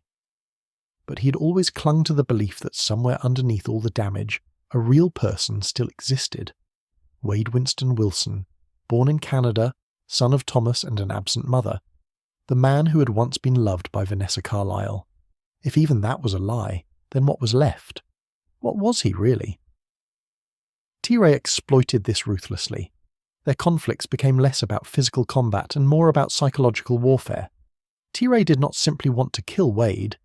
Killing Wade was complicated by the healing factor anyway. He wanted to destroy him. He wanted to strip away every certainty, every anchor, every belief that allowed Wade to function. He wanted Wade to know with absolute conviction that he was a fraud. He brought evidence. Photographs that showed a man who might have been Wade, or might have been T-Ray, standing beside a woman identified as Mercedes. Documents that traced a life Wade did not remember living. Witnesses who claimed to have known the real Wade Wilson, and who described a man very different from the mercenary in the red suit. Wade investigated. He could not help himself. He tracked down records of his own past, searching for confirmation that his memories were genuine. He found inconsistencies, dates that did not align, events that he remembered differently than official records suggested. The deeper he dug, the more uncertain he became, not because T-Ray's story was clearly true, but because his own story was clearly incomplete. The truth, when it finally emerged, was characteristically complicated. Evidence, accumulated over multiple confrontations, suggested that Wade was, in fact, the original Wade Wilson. T-Ray's elaborate backstory appeared to be a construction, a revenge fantasy built on genuine trauma but false premises. T-Ray had indeed lost someone named Mercedes. He had indeed suffered at the hands of a man he believed was Wade. But the details did not hold up. The timeline did not work. The man T-Ray remembered as Jack did not match Wade's verified history. T-Ray was lying. Or T-Ray was deluded. Or T-Ray had constructed a narrative to justify his hatred, filling in gaps with fiction when memory failed him. But Wade could never be entirely certain. That was T-Ray's ultimate victory. Even after his accusations were largely discredited, even after the evidence pointed toward Wade's authentic identity, the doubt remained. Wade could not prove a negative. He could not definitively demonstrate that he had never killed Mercedes, never stolen T-Ray's identity, never been the villain in someone else's tragedy. The uncertainty had been planted too deep, watered with too much evidence, given too much time to grow roots. Sometimes, in his darkest moments, Wade wondered if it mattered. He had killed so many people. His hands were soaked in blood, most of it belonging to people who probably did not deserve to die. Whether or not he had killed Mercedes, whether or not he had stolen T-Ray's life, the fundamental nature of his existence remained unchanged. He was a killer. He was a monster. The specific details of his origin story did not alter the reality of what he had become, and yet identity mattered. It mattered because it was all he had left. His face was gone. His chance at love was gone. His ability to find peace in death was gone. But he had always believed that somewhere underneath the costume and the jokes and the violence, a real person existed, someone worth knowing, worth saving, worth loving.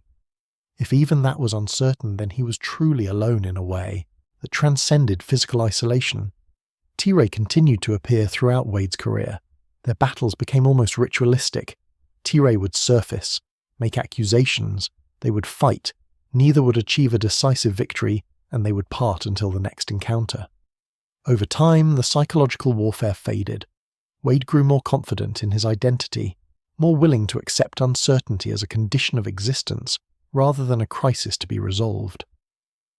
T-Ray's accusations lost their power through repetition, becoming just another aspect of Wade's complicated life rather than an existential threat. But the scar remained.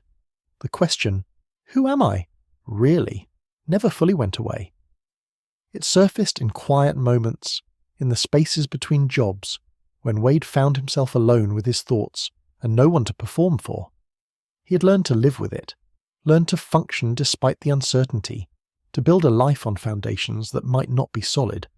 But he could never entirely forget that his identity, like his body, was a thing that had been damaged and imperfectly healed. Perhaps that was why he clung so fiercely to his connections. Weasel, who knew him as Deadpool and did not care about the man underneath. Blind Al, who could not see his scars and treated him with the casual cruelty of genuine family. The various heroes and anti-heroes who had fought beside him and against him, and sometimes both in the same afternoon.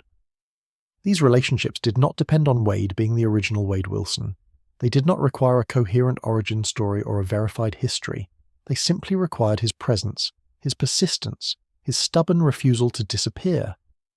Identity was fragile, but connection was powerful, and Wade had built connections in the strangest of places, in a basement that doubled as a prison, in a bar that catered to killers, in the spaces between violence where something like friendship could briefly flower. These connections would not solve the mystery of who he truly was, but they might, just possibly, help him survive long enough to stop asking the question. The house smelled like death and cinnamon rolls. This was Wade's apartment, or one of his apartments. He had several, scattered across cities like emergency caches, and it was not what anyone would call a home. Weapons mounted on walls where other people might hang family photographs, ammunition boxes serving as coffee tables, a refrigerator containing things that should not be refrigerated and lacking things that should. The decor was post-apocalyptic bachelor, the aesthetic of a man who expected to be murdered in every room and had planned accordingly. And in the basement there was Althea.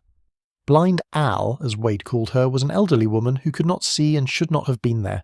She was a prisoner, there was no other word for it, no matter how Wade tried to reframe the arrangement. He had taken her years ago for reasons that shifted depending on when you asked him. Sometimes he claimed she owed him a debt. Sometimes he suggested she had information he needed. Sometimes he admitted that he had simply been lonely, desperately lonely, and kidnapping seemed easier than making friends. None of these explanations made what he had done acceptable. But Blind Al did not seem to care about acceptable. She was ancient in the way that some people are ancient, not just old in years, but old in experience, old in a manner that suggested she had seen things that would break younger minds. Her hair was white and wild. Her hands were weathered, spotted with age, but steady in a way that hinted at capabilities she no longer displayed. She moved through Wade's apartment with the confidence of someone who had memorized every obstacle, every trap, every weapon placement. She could not see, but she was not helpless. She was also, Wade suspected, not entirely what she appeared to be. There were hints, comments she made about places she should not have known, skills she demonstrated that no ordinary elderly woman would possess. A certain hardness in her voice when she spoke about her past, quickly covered with deflection or profanity. Wade had theories. Intelligence operative, retired assassin, government agent from an era when such things were even more shadowy than they were now, but Al never confirmed anything. She hoarded her secrets the way Wade hoarded ammunition. Their dynamic defied easy categorization. On the surface, it was monstrous. Wade kept an elderly blind woman prisoner in his home. He controlled her access to the outside world. He punished her when she broke his rules, though his rules were arbitrary and constantly shifting, impossible to follow consistently. He had created a relationship of total power imbalance, and he wielded that power with the casual cruelty of someone who had never learned healthy ways to connect with another human being. But beneath the surface, something stranger was happening. Al insulted Wade constantly. She criticized his cooking, his housekeeping, his life choices, his appearance. Though she could not see his appearance, she had developed an uncanny ability to describe exactly how hideous he must look, based purely on the sounds he made and the way he moved through space. She called him names that would have earned anyone else a violent response. She refused to be afraid of him, refused to treat him as a captor deserving of fear, refused to play the role of helpless victim. And Wade impossibly loved her for it. Not romantic love, not even precisely filial love. Something more complicated, more damaged, more true to the broken nature of both participants. Al treated Wade like a person, not a monster, not a victim, not a mercenary to be hired or a threat to be neutralized. A person, flawed and dangerous and desperately in need of connection, but a person nonetheless. She saw through his jokes to the pain underneath. She called him on his self-pity. She demanded better from him, even as she acknowledged that better might be beyond his capacity. In her own twisted way, she became a mother figure. Wade had lost his mother early. He had never learned what it meant to be cared for, to be held accountable by someone who actually gave a damn about his well-being. Al filled that void, not perfectly, not healthily, but with a consistency that Wade had never experienced before. She was there when he came home bleeding. She was there when the jobs went wrong, and the voices got loud and the despair threatened to swallow him whole. She could not see his scars, and that meant she could not flinch from them. The box was the darkest aspect of their relationship. Wade had constructed a room, a small enclosed space filled with objects designed to maximize sensory confusion and psychological distress. Sharp edges at unpredictable heights, textures that alternated between nauseating and painful, sounds piped in at random intervals designed to prevent rest or orientation. It was a torture chamber, specifically designed to torment a blind woman, and Wade put Al there when she violated his rules. He put her there when she tried to escape, when she talked back too much, when she reminded him too clearly of what he was doing, of what kind of person kidnapped elderly women and kept them in basements. And then he would let her out, and they would sit together, and she would make coffee, and he would crack jokes, and they would pretend that none of it had happened, that they were simply an odd couple sharing space rather than a captor and his victim. The relationship was abuse. There is no other word for it. But it was also, somehow, genuine. Al could have found ways to escape. Wade's security was not as perfect as he believed, and Al's capabilities were greater than she revealed. She stayed, in part because leaving would mean starting over, finding a new life at an age when new beginnings are exhausting. But she also stayed because, in her own damaged way, she cared about Wade. She saw a broken boy trapped inside a broken man, and she could not bring herself to abandon him. Weasel represented a different kind of dysfunction. Jack Hammer had chosen the name Weasel himself, embracing an identity that others might have found insulting. He was small, nervous, prone to sweating and stammering when danger approached. He was not a fighter. He had neither the skills nor the constitution for violence, and he operated in a world where violence was the primary currency. His survival depended on being useful enough to protect, pathetic enough to ignore, and clever enough to stay one step ahead of the various people who wanted him dead. He and Wade had been something like friends for years. The friendship, such as it was, operated on mercenary principles.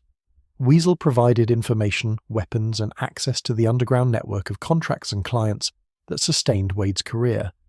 Wade provided protection, payment, and a certain cachet, being known as Deadpool's associate, conferred a degree of immunity from the sort of casual predation that Weasel would otherwise have faced.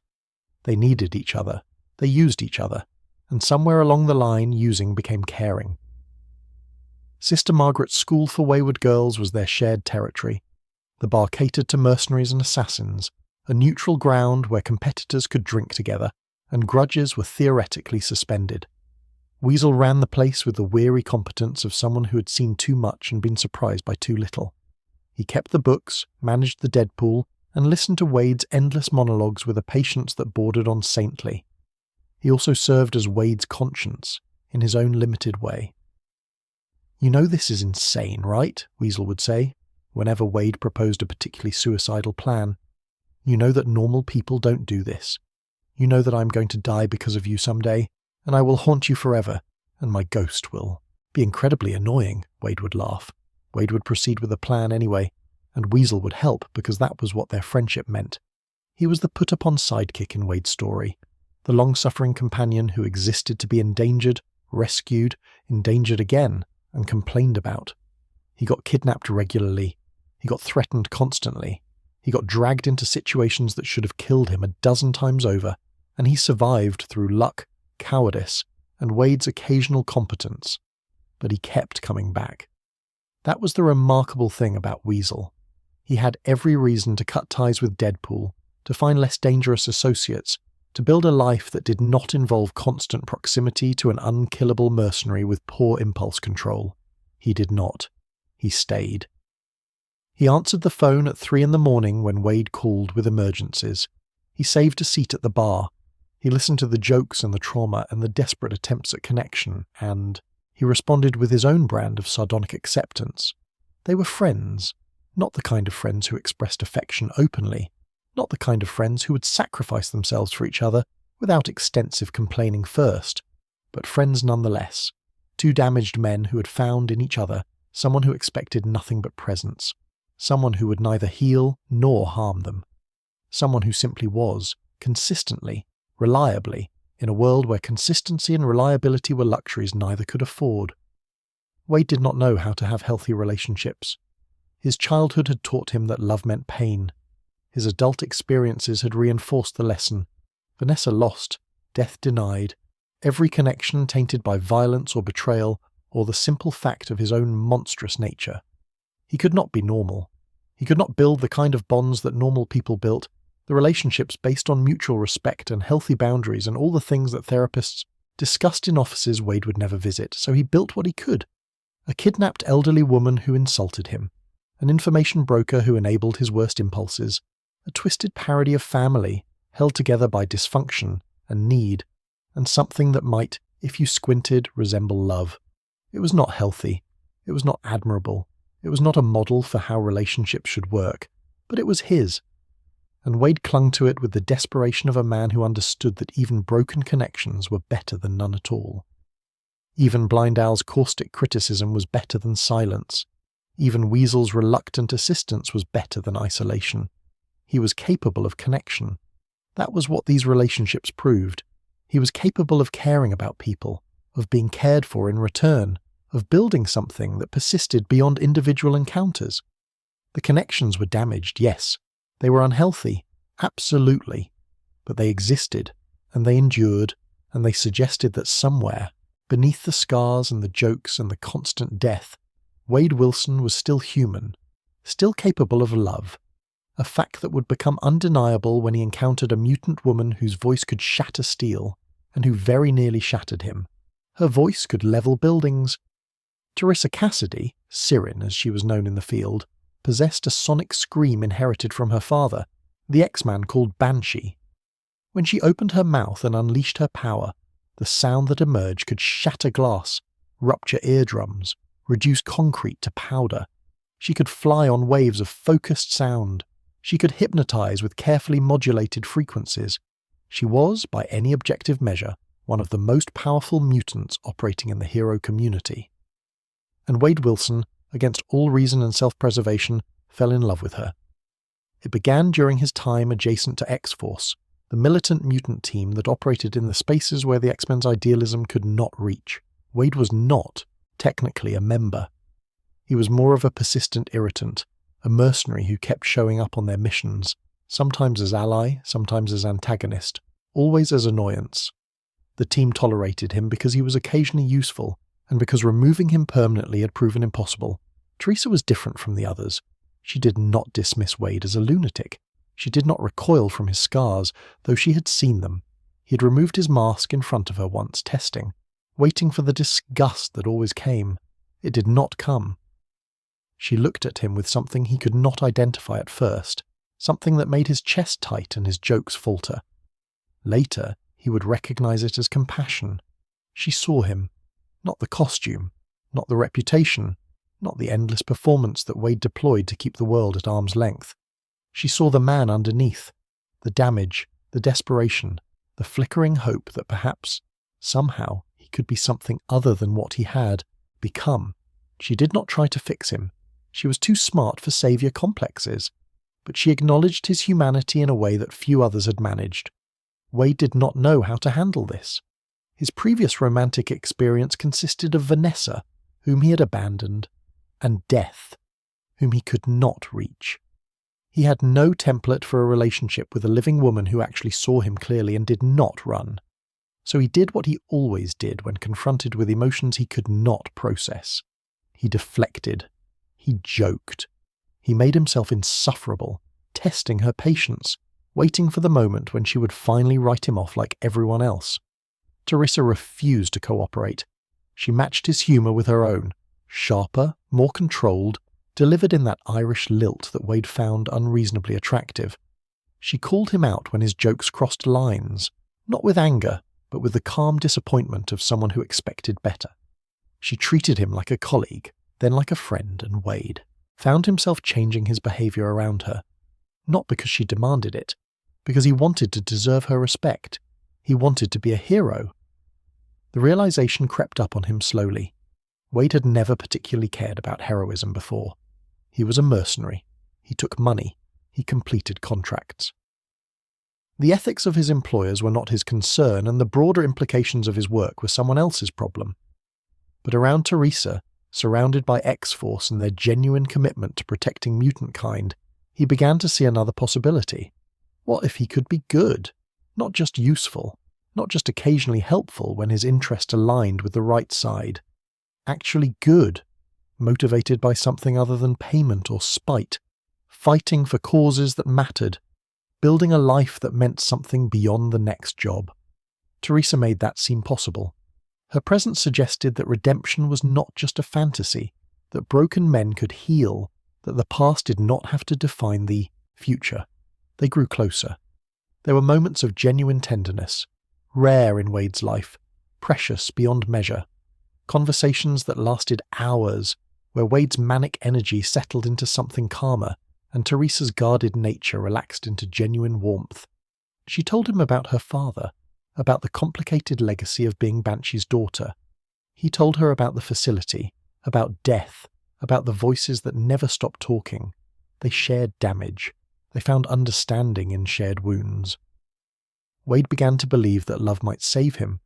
This was perhaps his fundamental error. He placed too much weight on the relationship. He expected Teresa to fill voids that no other person could fill. The absent mother, the denied beloved, the peace that his healing factor refused to grant. He wanted her to be the answer to questions he had been asking his entire life. Who am I? What am I worth? Can I be anything other than a monster? Teresa could not bear that burden. She cared for Wade. That much was clear. But caring was not the same as accepting everything he was, everything he had done, everything he would continue to do. Wade's methods remained brutal. His approach to problem-solving still defaulted to violence, excessive violence, the kind that left bodies and raised questions about whether the ends could ever justify such means. Teresa worked alongside killers. X-Force was not squeamish, but there were limits. Wade kept exceeding them. He would complete a mission successfully, then undermine his own success with gratuitous cruelty that served no tactical purpose. He would demonstrate genuine heroism, then sabotage it with jokes that revealed darker impulses lurking beneath. He would reach toward the light, then pull back at the last moment, as if terrified of what might happen if he actually arrived there. Teresa saw this. She understood it. She understood that Wade's self-sabotage was not random but purposeful, that somewhere deep inside he did not believe he deserved redemption, and so he kept ensuring he would not achieve it. She understood that her presence triggered both his hope and his fear, that loving her meant confronting the possibility that he could change, and change was terrifying for a man whose identity was built on damage. She could not fix that. The end came not with a single dramatic confrontation, but with a gradual accumulation of distance. Teresa pulled back, creating space between them, protecting herself from Wade's chaos. She remained cordial. She remained professional. But the warmth faded, replaced by the careful neutrality of someone who has decided that a relationship is too costly to maintain. Wade did not fight it. Part of him had been expecting this all along. Part of him had been waiting for her to recognize what he already knew, that he was not worth the trouble, that his damage was too extensive to repair, that any woman who stayed with him would eventually drown in his dysfunction. He accepted her withdrawal with the bitter resignation of a man who had lost before he ever truly had. But it devastated him nonetheless. If Teresa could not save him, Teresa, who had seen him clearly and cared for him anyway, then perhaps salvation was impossible. Perhaps the redemption he glimpsed in her presence was a mirage, a story he told himself to make existence bearable. Perhaps he was exactly what his worst fears suggested, irredeemable, unfixable, a monster who had briefly pretended to be a man. He returned to chaos. The jobs became darker. The methods became more extreme. The jokes became sharper, crueler, deployed as weapons rather than shields. Wade had tried the hero path, had reached for the light, and had watched it slip through his fingers like smoke. If redemption through love was impossible, then why bother restraining himself? Why not embrace the monster he had always been?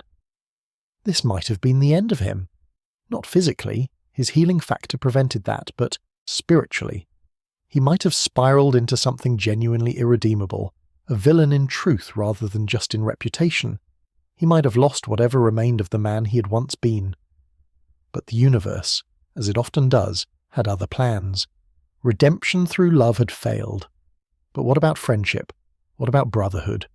What about a connection built not on romance but on mutual respect, shared purpose, the kind of bond that forms between soldiers who have bled together? Enter Nathan Summers, enter Cable, enter the most unlikely friendship in Marvel history. The time-displaced mutant messiah would change everything. He would offer Wade something that Teresa could not: acceptance without expectation of transformation.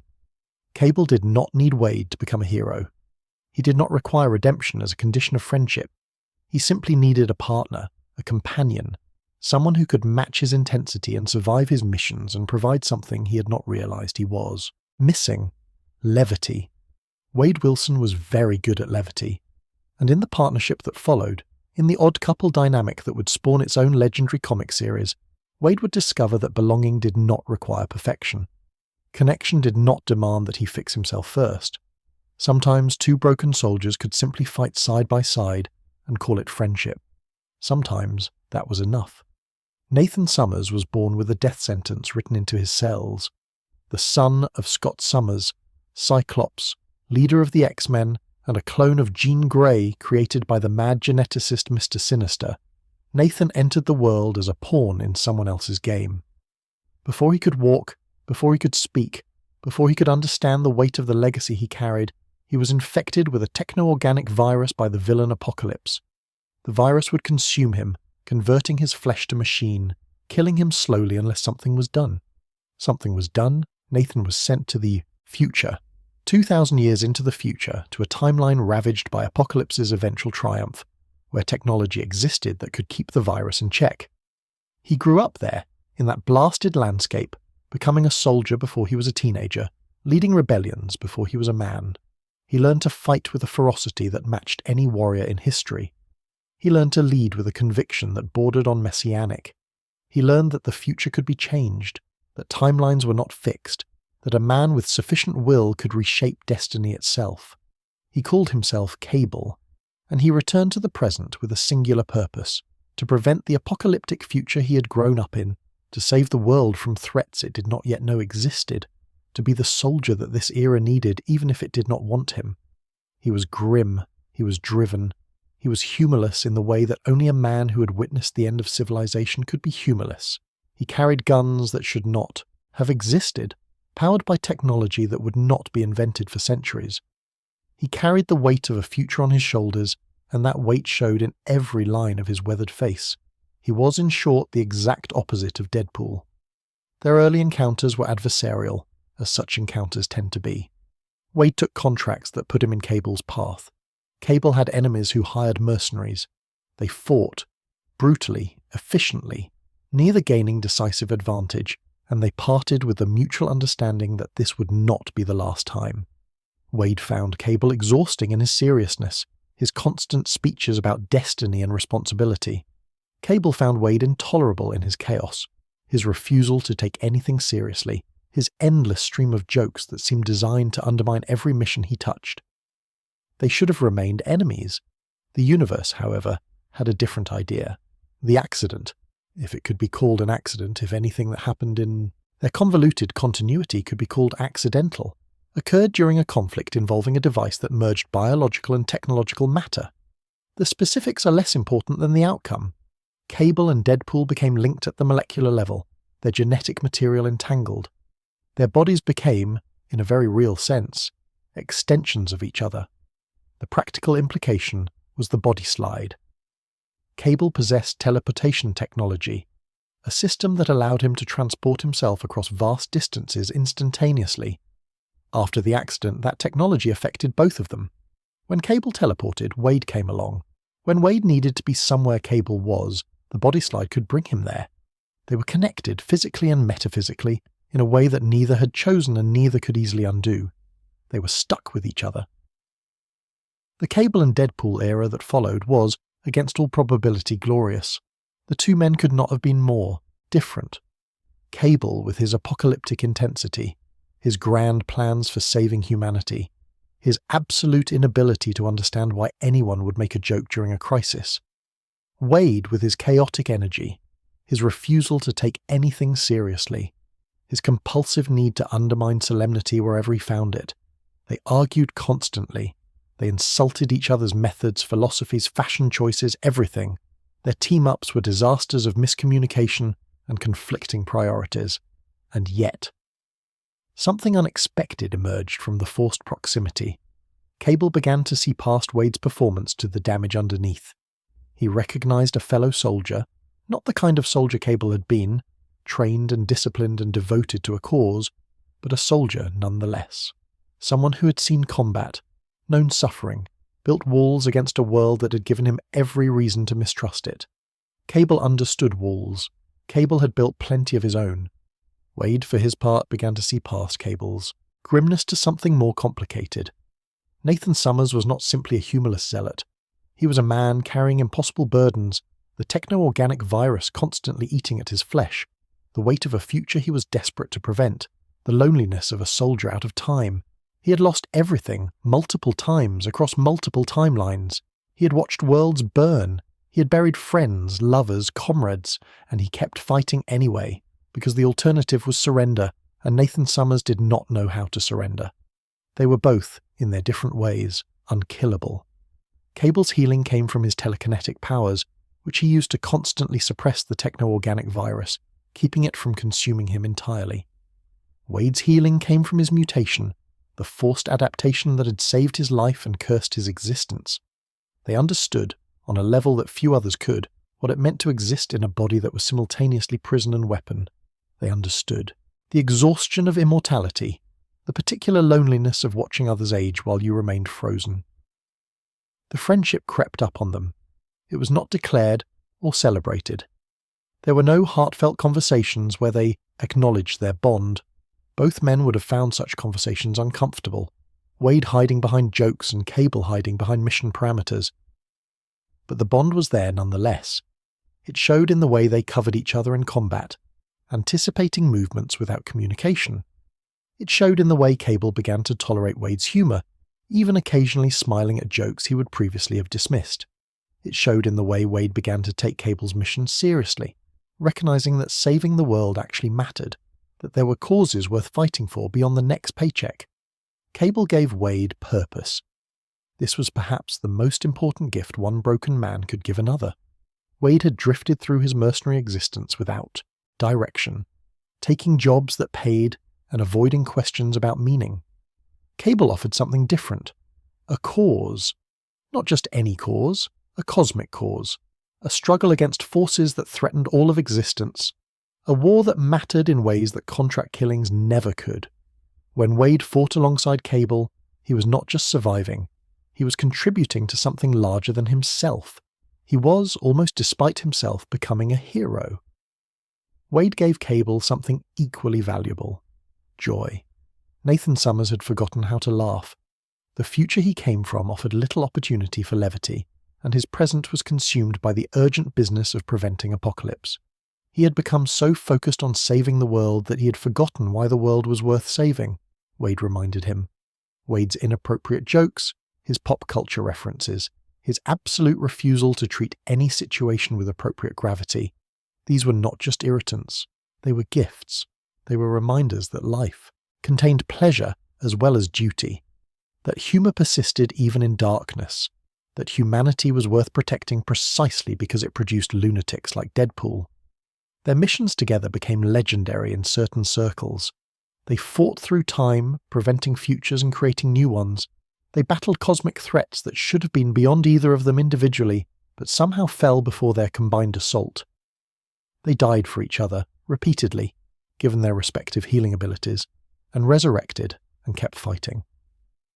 They developed a rhythm, a partnership, a way of operating together that transcended their obvious differences. The body slide became less a curse and more a convenience. Wade would find himself yanked across the world at Cable's need, materializing mid-crisis, already quipping before he had fully oriented himself. Cable would summon Wade when he needed backup, or distraction, or simply someone to absorb bullets while he completed an objective. They used each other shamelessly, exploited each other's abilities without hesitation, and somehow this mutual exploitation became indistinguishable from genuine partnership. Genuine friendship. Wade had never had a friend like Cable. Weasel was an enabler, Al was a captive, Teresa had been a romantic interest who could not accept what he was. But Cable was simply a friend, someone who expected nothing from Wade except competence, who did not try to fix him or change him, who accepted that the man in the red suit was exactly who he appeared to be and found value in that person anyway. The acceptance was transformative. Wade began to believe that he might be worth something after all. Not because Cable told him so, Nathan was not the type for affirmations, but because Cable's actions demonstrated it. He chose to fight alongside Wade. He chose to trust Wade with missions that mattered. He chose, again and again, to maintain a partnership that he could easily have dissolved once the bodyslide connection was eventually broken. He chose Wade, and Wade, who had spent his entire life believing that anyone who truly knew him would eventually leave, did not know how to process being chosen. So he did what he always did. He joked. He deflected. He pretended that the friendship meant less than it did, that Cable was just another temporary alliance in a life full of temporary alliances. But he knew the truth. Cable was family. The word felt strange in Wade's mind. He had no template for healthy family, no experience of what the concept was supposed to mean. But if family meant someone who saw you clearly and stayed anyway, someone who would die for you without expecting gratitude, someone whose presence made the world feel slightly less hostile, then Cable qualified. He was the brother Wade had never had, the partner he had never expected, the proof that connection was possible even for monsters like him. The partnership did not last forever. Comic book relationships never do. Cable had his own storylines to pursue, his own deaths and resurrections, his own complicated continuity that pulled him away from Wade's orbit. They drifted apart, came back together, drifted apart again. The rhythm of shared universe storytelling, where characters belonged to the narrative rather than to each other. But the impact remained. Wade was different after Cable. Better, perhaps, though better is a complicated concept for someone as damaged as Deadpool. He had proven to himself that he could be relied upon, that he could fight for something other than money, that he could maintain a friendship without destroying it through self-sabotage. He had learned that his chaos could serve purposes larger than his own survival. He had learned that even a merc with a mouth could be a hero sometimes when the situation demanded it. Cable showed Wade what he could be, and that vision of a Deadpool who fought for causes, who protected the innocent, who stood alongside, genuine heroes as an equal, would shape everything that followed. It would lead Wade to places he never expected, including the most morally compromised team in X-Men history. A team where killing was not just permitted but required. A team where Wade Wilson, unlikely as it seemed, would become the voice of conscience. He was about to join X-Force, the real X-Force, and nothing would ever be quite the same. The Black Ops era awaited him. Wolverine was assembling a team, not the public X-Force that operated in daylight, but a shadow version, a kill squad designed to handle threats that the X-Men could not acknowledge. Mutant kind faced enemies who could not be reasoned with, could not be imprisoned, could not be neutralized through conventional heroics. These enemies needed to die, and someone needed to do the killing. Wolverine understood killing. So did Warren Worthington, the Angel, whose transformation into Archangel had given him a taste for blood he could not quite suppress. So did Psylocke, the telepathic ninja whose moral flexibility had been tested in ways that left permanent marks. So did Phantom X, the artificial man whose relationship with truth was complicated at best, and so did Deadpool. Wade received the invitation with his characteristic blend of enthusiasm and self-deprecation. The X-Men wanted him? Really? The serious X-Men, the ones who saved the world on a regular basis, wanted a mercenary whose primary qualifications were an inability to die and an inability to shut up. They did. Because this X-Force needed someone who would not hesitate. Someone who had already crossed every line that decent people feared to approach. Someone whose conscience, such as it was, had been so thoroughly cauterized that no act of violence would trouble his sleep. At least, that was what they expected. They would learn differently. The uniform was black. This was the first thing Wade noticed when Wolverine handed him the costume. Not red, not the familiar crimson. That had become his signature, but black. Deep, light-absorbing black. The colour of operations that would never be acknowledged. Of missions that would never appear in any official record. Of a team that did not exist in any database the X-Men would ever admit to maintaining. He put it on anyway. Wolverine's uncanny X-Force was not a superhero team in any conventional sense. The X-Men fought for Professor Xavier's dream, for peaceful coexistence between humans and mutants, for a future where fear did not govern relations between species. They operated in daylight, with press conferences and public battles, and the constant performance of heroism that the world expected from its costume champions. X-Force operated in darkness.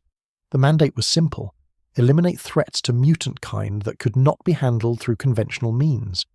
Some enemies could not be imprisoned. They would escape, or their followers would free them, or the very act of capturing them would create martyrs more dangerous than the original threat. Some enemies could not be reasoned with.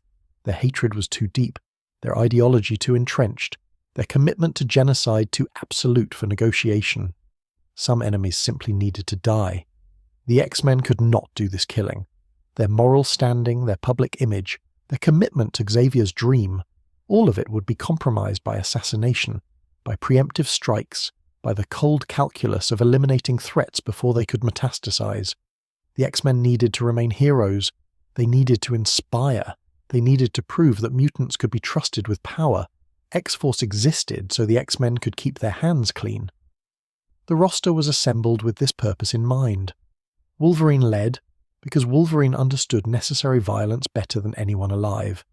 His centuries of existence had taught him that sometimes the choice was not between good and evil, but between different gradations of terrible, and that someone had to make those choices while others looked away. Warren Worthington III, Archangel, brought power and pain in equal measure. The former Angel had been transformed by Apocalypse into a weapon, his feathered wings replaced with metal ones that could slice through steel, his psyche corrupted by programming that whispered constantly of death and destruction. He fought on the side of angels, but something darker lurked beneath his surface, waiting for permission to emerge. Psylocke was the telepathic ninja, a woman whose consciousness had passed through multiple bodies and emerged with skills that made her one of the deadliest hand-to-hand combatants in the world. Her psychic abilities allowed her to infiltrate minds, extract information, and kill with a thought when necessary. She brought discipline and precision to operations that might otherwise have devolved into chaos. Phantom X was the wild card, an artificial being created by the Weapon Plus program, the same initiative that had produced Wolverine and Captain America. He possessed 3 separate brains, an external nervous system that manifested as a living ship, and a relationship with truth so complicated that even he sometimes could not distinguish his lies from reality. He was immoral in the purest sense, not evil, but simply unconstrained by conventional ethics. And then there was Deadpool. Wade's inclusion on the team raised eyebrows among those few who knew X-Force existed. He was not a mutant. His powers came from experimentation, not genetics. He was not disciplined. His approach to missions involved more improvisation and property damage than careful planning could accommodate. He was not, by any reasonable definition, a team player. But he was unkillable, and he was willing. "Let me get this straight," Wade said during his recruitment. Wolverine's claws conspicuously extended as a reminder of the stakes. "You want me to join a secret murder squad that officially doesn't exist, to kill people who the regular X-Men are too noble to touch, in exchange for what exactly? Dental coverage? A parking spot at the mansion?" "In exchange for doing something that matters," Wolverine growled. "In exchange for protecting people who can't protect themselves. In exchange for being more than a mercenary." Wade considered this. The joke was right there, ready to deploy. Some quip about finally getting a dental plan, about the absurdity of the X-Men recruiting him for anything, about how this was clearly some kind of elaborate prank. But something in Wolverine's eyes stopped him. Logan was not joking. Logan was offering something real, a chance to use Wade's particular talents for something other than paid murder, a chance to matter, a chance to stand alongside genuine heroes, not as a tolerated nuisance but as an equal, a valued member of a team that needed exactly what he could provide. Wade said yes. The first missions were straightforward by X-Force standards. Eliminate this arms dealer supplying anti-mutant militias. Neutralize that scientist developing mutant-specific bioweapons. Remove this politician whose rhetoric was pushing the world toward genocide. Clean kills, clear targets, the kind of work that Wade could do in his sleep. But then came the Apocalypse mission. Ensaba Nur, Apocalypse, was one of the oldest and most powerful mutants in existence. Born 5,000 years ago in ancient Egypt, he had spent millennia implementing his philosophy of survival of the fittest, culling the weak, elevating the strong, reshaping the world according to his brutal vision. He had been defeated before, many times, but he always returned. His consciousness could transfer to new host bodies. His followers could resurrect him through various means. Death, for Apocalypse, was merely an inconvenience. The clan Akaba had found a way to bring him back permanently. Through means both scientific and mystical, they had created a child, a boy who contained the full essence of Apocalypse, who would grow into the ancient monster's power, who would eventually remember his past lives and resume his campaign of evolutionary terror. The child was innocent now, a blank slate, unaware of the darkness coded into his genes. But he would not remain innocent. X-Force was sent to kill him. The mission was clear. The logic was impeccable. This child would become Apocalypse, not might become, would become, with absolute certainty according to every precognitive and analytical resource at Wolverine's disposal. Killing him now would prevent countless future deaths. The mathematics of suffering demanded his elimination. Wade was the one who hesitated. This surprised everyone, including Wade himself. He had killed so many people in so many ways for so much less justification. He had taken money to end lives without asking questions about innocence or guilt. His hands were soaked in blood that no amount of rationalization could ever wash clean. But he could not kill. Child. He's a kid, Wade said, standing in the compound where the boy slept, surrounded by teammates who had expected this to be routine. He's just a kid. He doesn't know what he is. He hasn't done anything wrong. Yet, Phantom X replied, his voice carrying that smooth, detached quality that made everything he said sound reasonable. He hasn't done anything wrong yet, but he will. We all know he will. This is prevention, not punishment. It's murder. It's murdering a child. It's mercy, Archangel said, and his voice had that edge to it, that metallic undertone that emerged when the Apocalypse programming whispered too loudly in his mind. Quick, clean, painless. He won't suffer, and billions who would suffer because of him will be spared. Wade looked at the boy. He saw himself. Not literally, the child looked nothing like Wade, resembled no one Wade had ever known. But he saw the potential. He saw a person who had not yet chosen what they would become, who might still surprise.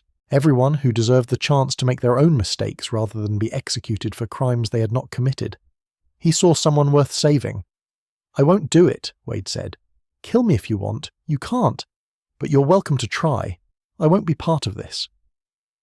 The standoff lasted seconds that felt like hours. Wolverine's claws flexed. Silok's psychic knife materialized. The team that had recruited Wade for his willingness to cross lines found themselves facing a line he would not cross. In the end, Phantom X made the decision for everyone. A single shot. Quick, clean, painless. Exactly as Archangel had described. The boy crumpled. The mission was complete. X-Force had done what they were assembled to do, and Wade Wilson, who had killed more people than he could count, who had joked his way through atrocities that should have destroyed his soul, found himself sick with grief for a child he had never known. He did not quit the team. Perhaps he should have. Perhaps a better man would have walked away, refused to be associated with child killers, drawn a line and defended it. But Wade understood something that simpler moral frameworks could not accommodate. Walking away would not undo what had happened.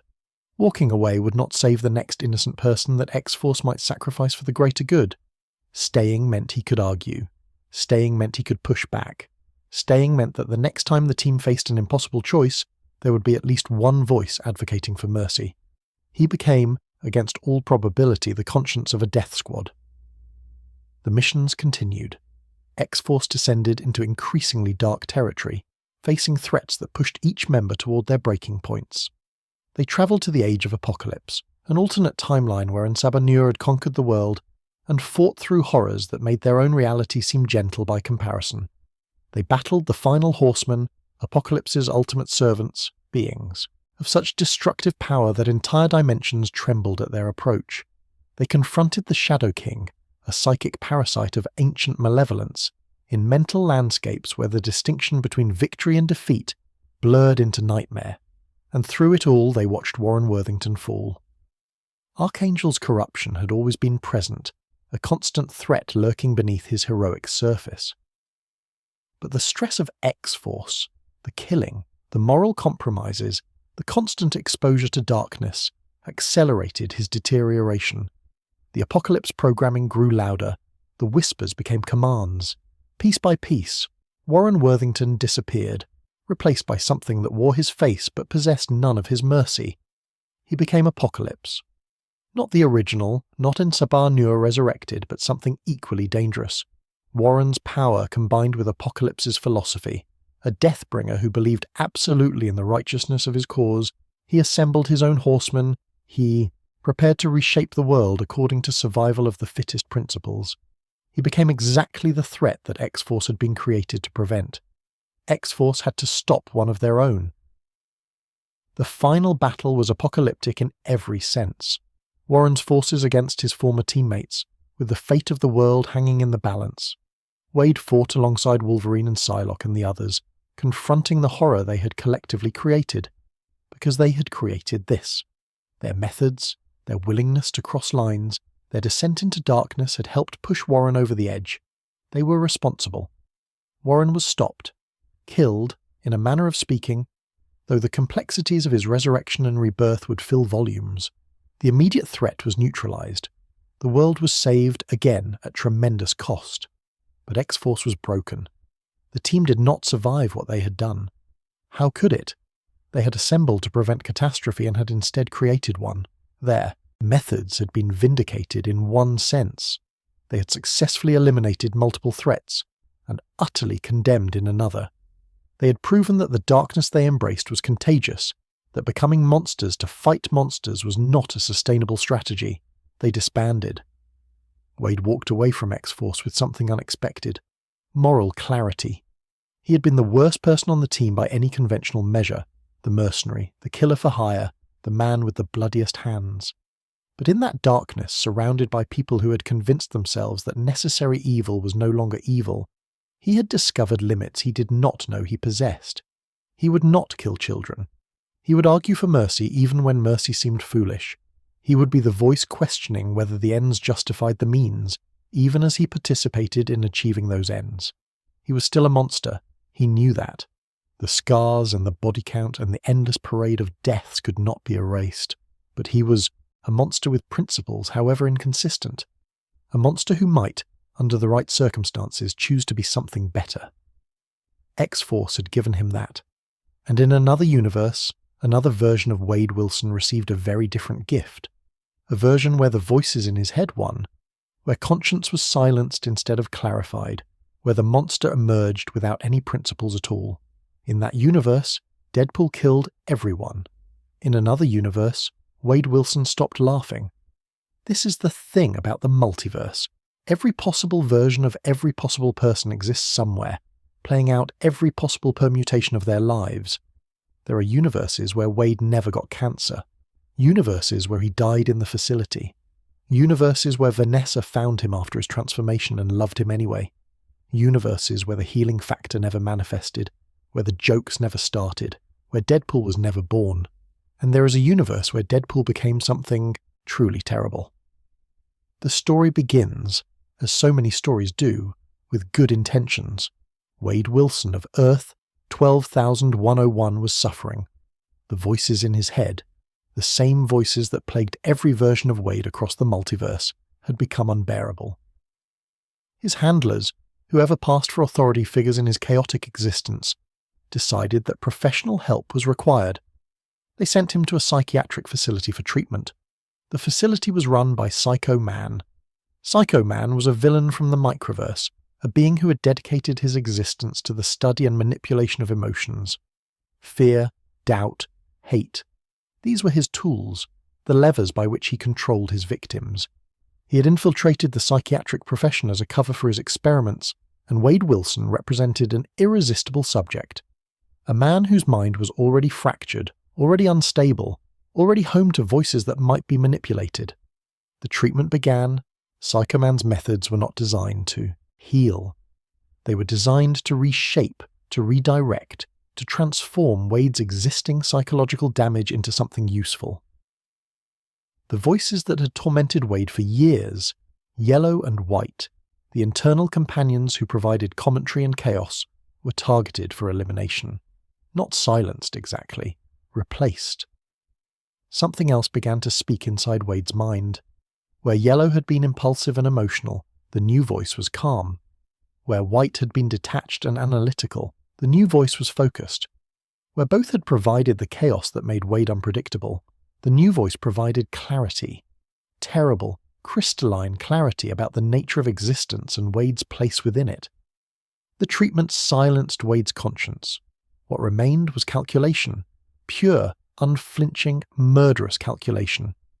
Wade still possessed all his skills, all his healing factor, all his knowledge of the Marvel universe and its inhabitants, but the humanity that had constrained him, the jokes that deflected, his darkness, the relationships that anchored him to something resembling morality, the stubborn belief that somewhere beneath the scars he was still a person worth saving, all of it was gone.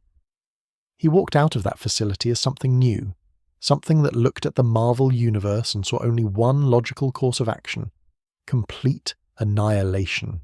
The rampage began with the Fantastic Four. Reed Richards was the first to die, the most dangerous intellect on Earth, the man most likely to devise a countermeasure if given time to work. Wade did not give him time. He appeared in the Baxter building during what should have been a routine day, and he did not announce himself with jokes or banter. He simply killed. Reed's elastic body was vulnerable to specific attacks that Wade had researched. The Invisible Woman followed, then the Human Torch. The thing lasted longest, his rocky hide resistant to conventional damage, but even Ben Grimm could not survive what Wade had become. 4 of Earth's greatest heroes, eliminated in minutes. The Avengers were next. Wade understood that taking on Earth's mightiest heroes directly would be suicide. Not permanent death. His healing factor prevented that, but inconvenient delay. So he planned. He researched. He identified vulnerabilities that other villains had missed, connections between weaknesses that could be exploited sequentially. Thor fell to a weapon forged from the same mystical materials as his hammer, turned against him through deception rather than direct confrontation. Hulk was eliminated through Banner. Catch the man before the monster emerged, end him while he was merely human. Iron Man's armor was magnificent, but Tony Stark still needed to eat, to sleep, to trust the systems that kept him alive. Wade corrupted those systems. One by one, the Avengers fell. The X-Men should have stopped him. A team of telepaths and reality warpers and some of the most powerful mutants in existence should have sensed the threat, coordinated a response, brought overwhelming force to bear before Wade could complete his mission. But Wade knew the X-Men. He had fought alongside them, learned their weaknesses, understood the blind spots in their defenses. He killed Professor Xavier first. Without their telepathic anchor, the X-Men became disorganized, vulnerable, isolated targets rather than a coordinated force. Wade moved through them with the efficiency of a machine. Cyclops, Jean Grey, Wolverine. Even Logan, who shared Wade's healing factor, could not survive what Wade had prepared for him. There were ways to kill the unkillable if you were creative enough, patient enough, willing to go further than any sane person would contemplate. Wade was willing. Spider-Man died trying to save innocent bystanders. This was perhaps the cruelest kill, because Peter Parker had been one of the few heroes who occasionally treated Wade as something other than a threat. They had teamed up, bantered, shared the particular camaraderie of New York vigilantes who crossed paths often enough to develop grudging respect. In another universe, in the main universe, their relationship might have evolved into genuine friendship. In this universe, Wade used that potential friendship as a weapon. He lured Peter into a trap baited with endangered civilians, counting on Spider-Man's heroic instincts to override his tactical judgment. Peter came to save people, because that was who he was, because he could not ignore suffering even when his spider sense screamed warnings. Wade killed him while he was distracted, while his attention was split between the villain and the victims. The civilians died too. They had always been bait. The cosmic beings took notice. Galactus, the devourer of worlds, should have been beyond Wade's reach, a being of such power that entire civilizations had fallen before him, that heralds possessed of near-infinite abilities served as his advanced scouts.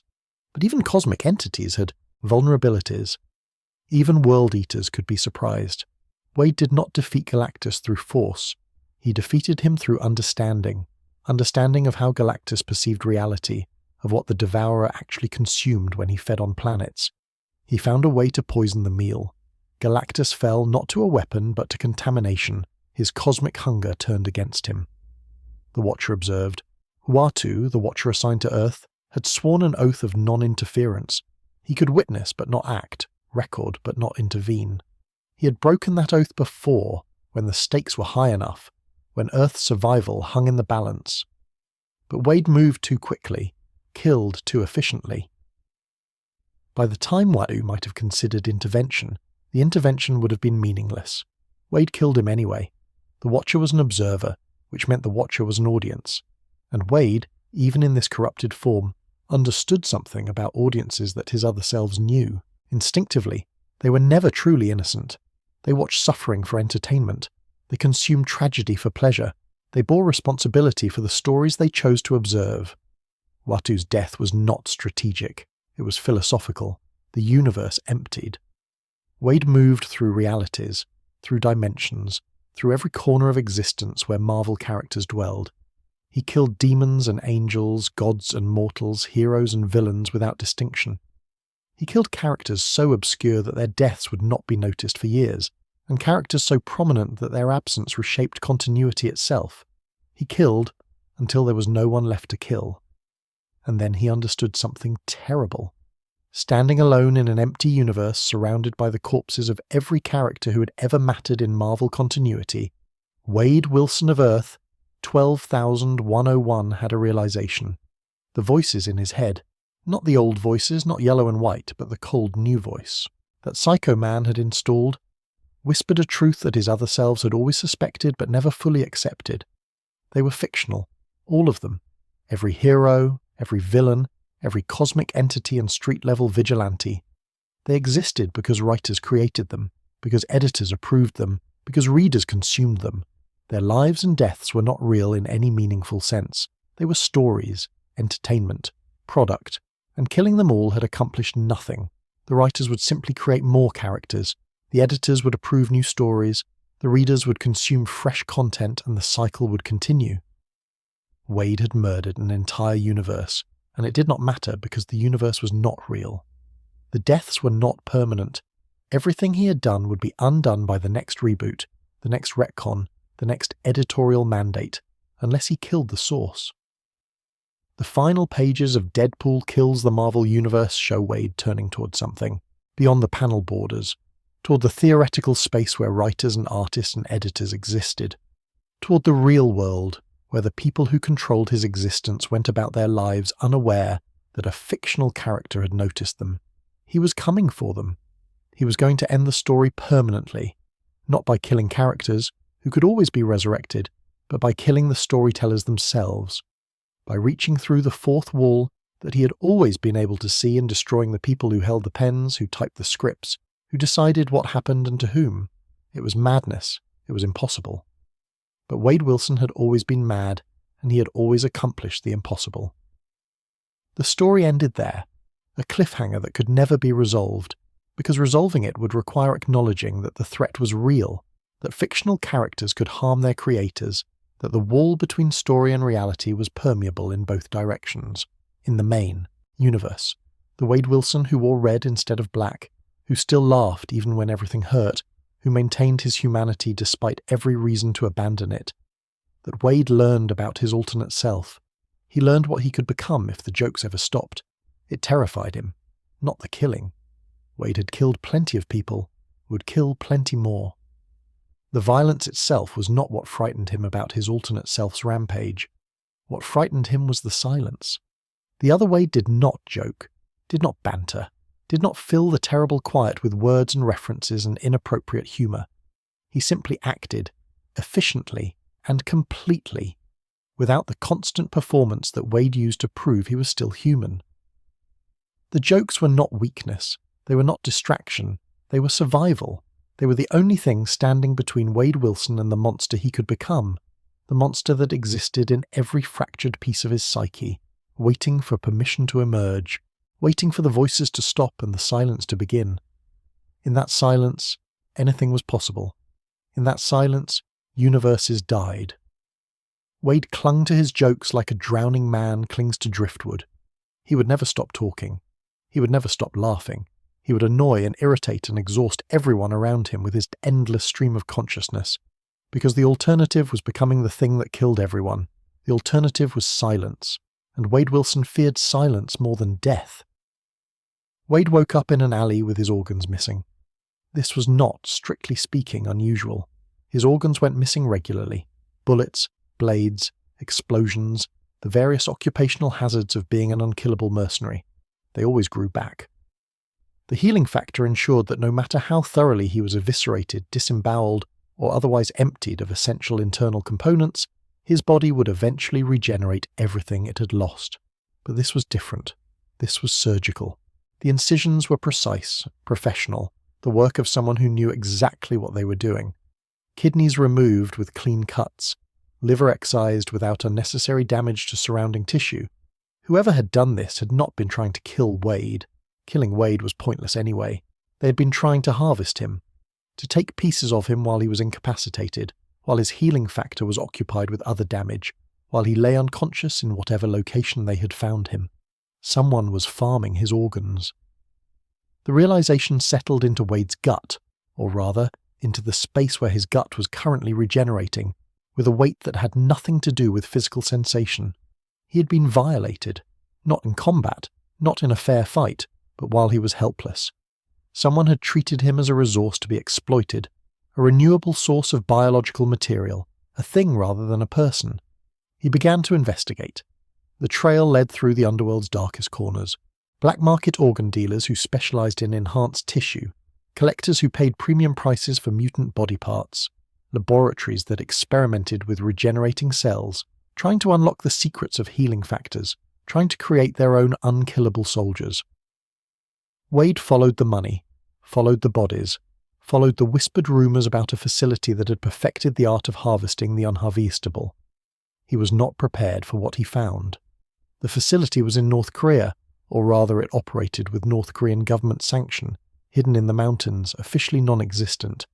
It was a research installation dedicated to the creation of enhanced soldiers, and its methods were drawn from the same playbook that had created Wade himself: torture as catalyst, suffering as transformation, the systematic destruction of human beings in pursuit of superhuman weapons. But they had taken the methodology further than Department K ever had. They had children. Wade infiltrated the facility expecting to find his organ harvesters, expecting to kill them, expecting to achieve the straightforward revenge that had motivated his investigation. Instead, he found rows of cells containing young people, teenagers, children, some barely old enough to walk. They were mutants, or had been mutants, or had been made into something resembling mutants through the same brutal processes that had created Deadpool. Some of them had his face, not literally. The scars were different, the features were their own, but something in their bone structure, something in the way they held themselves, something that resonated with Wade's own reflection in ways that could not be coincidental. These children had been created using his genetic material. His stolen organs, his harvested cells, his regenerating tissue had been used to manufacture new subjects, new experiments, new victims.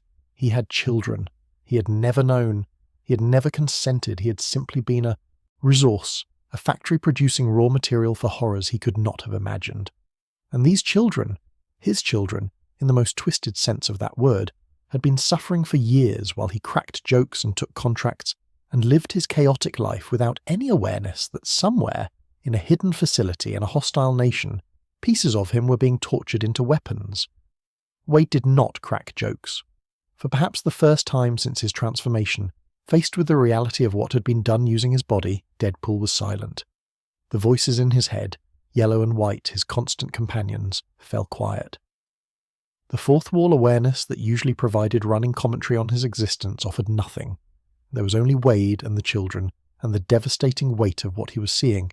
He could not do this alone. The facility was too well defended, the political implications too complicated, the scale of the operation too vast for one mercenary, even an unkillable mercenary, to handle without support. Wade needed help. He needed allies. He needed people who understood what it meant to be transformed against your will, to have your body used as a weapon, to discover that your suffering had been multiplied in ways you never consented to. He needed Captain America and Wolverine. Steve Rogers represented something Wade had never believed in, genuine heroism. The kind that came without irony, without cynicism, without the protective armor of humor that Wade deployed against an uncaring universe. Captain America was exactly what he appeared to be. A good man, a true hero, someone who had dedicated his existence to protecting the innocent and punishing the guilty. Wade had mocked him for years, unable to process sincerity that absolute. But Steve came when Wade asked.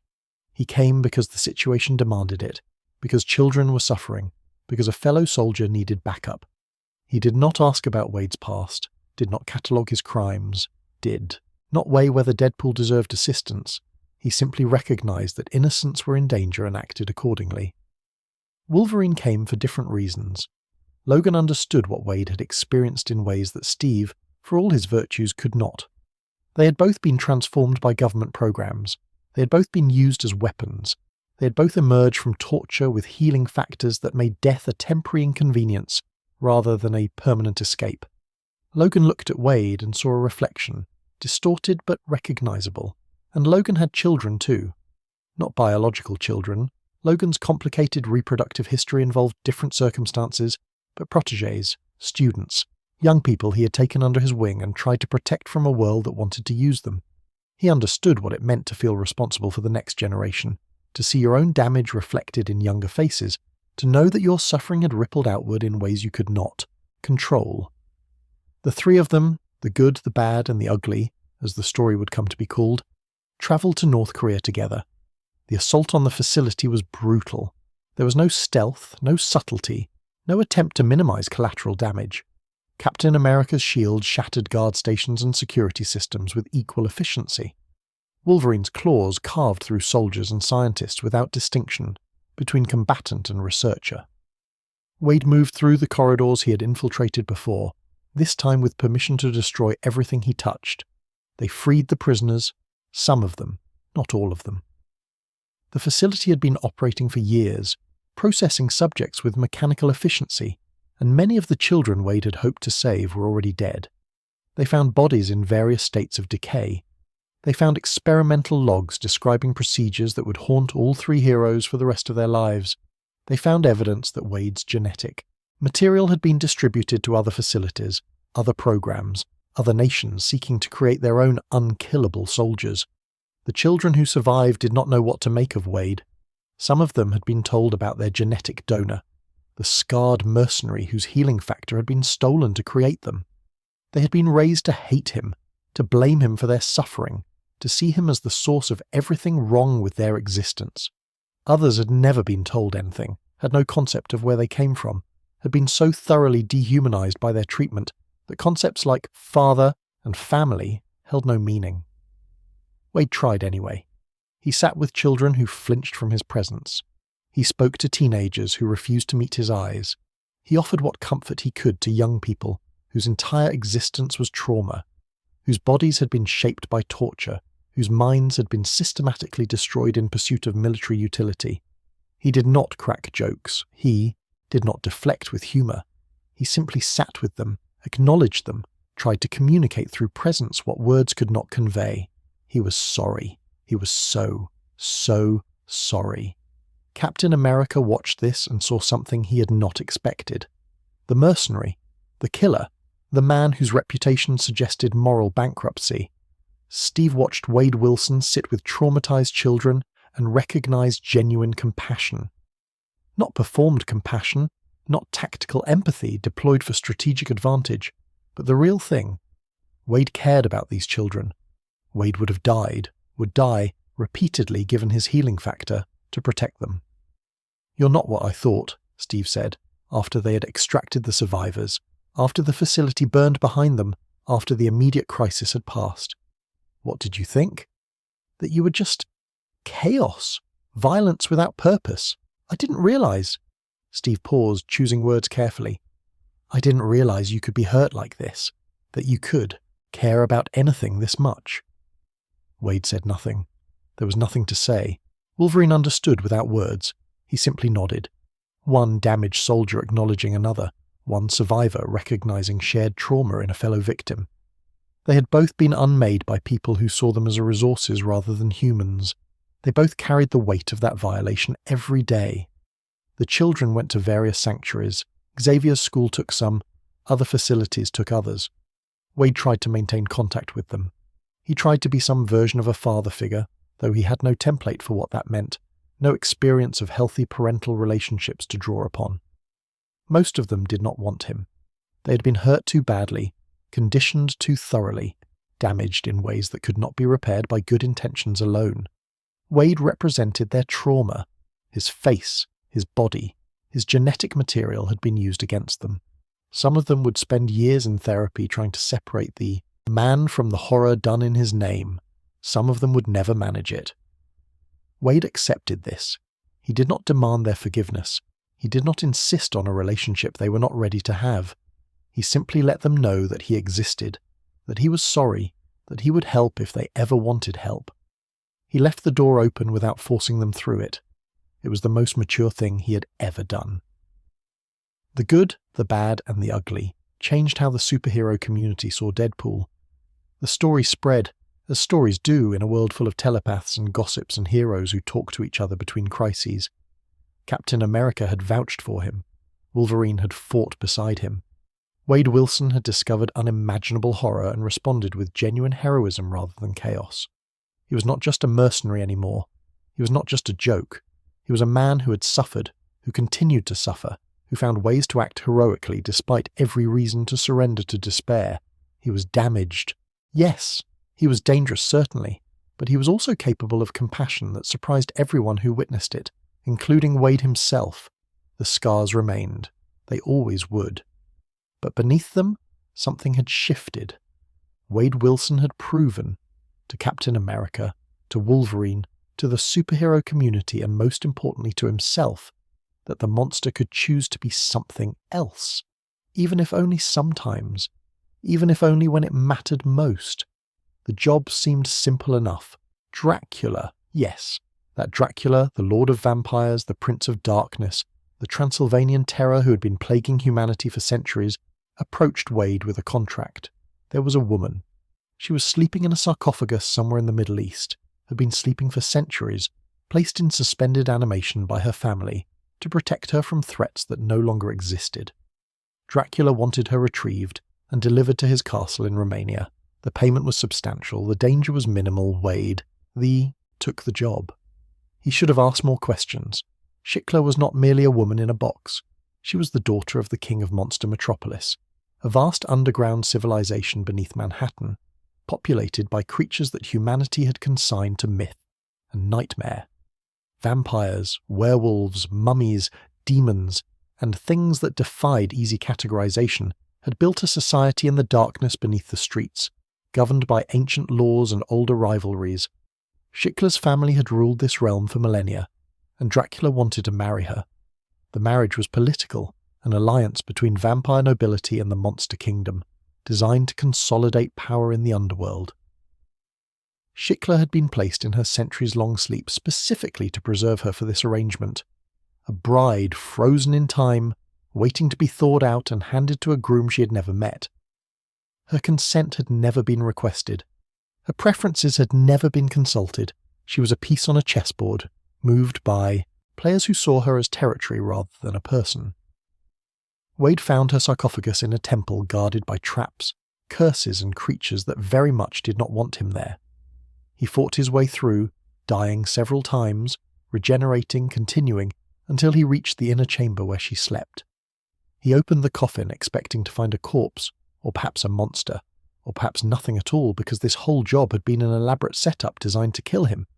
He found beauty. Shiklah was stunning in the way that inhuman things are sometimes stunning, her features too perfect, too symmetrical, carrying an otherness that the human eye recognized as dangerous, even while the human heart responded with attraction. Her skin had an unusual hue.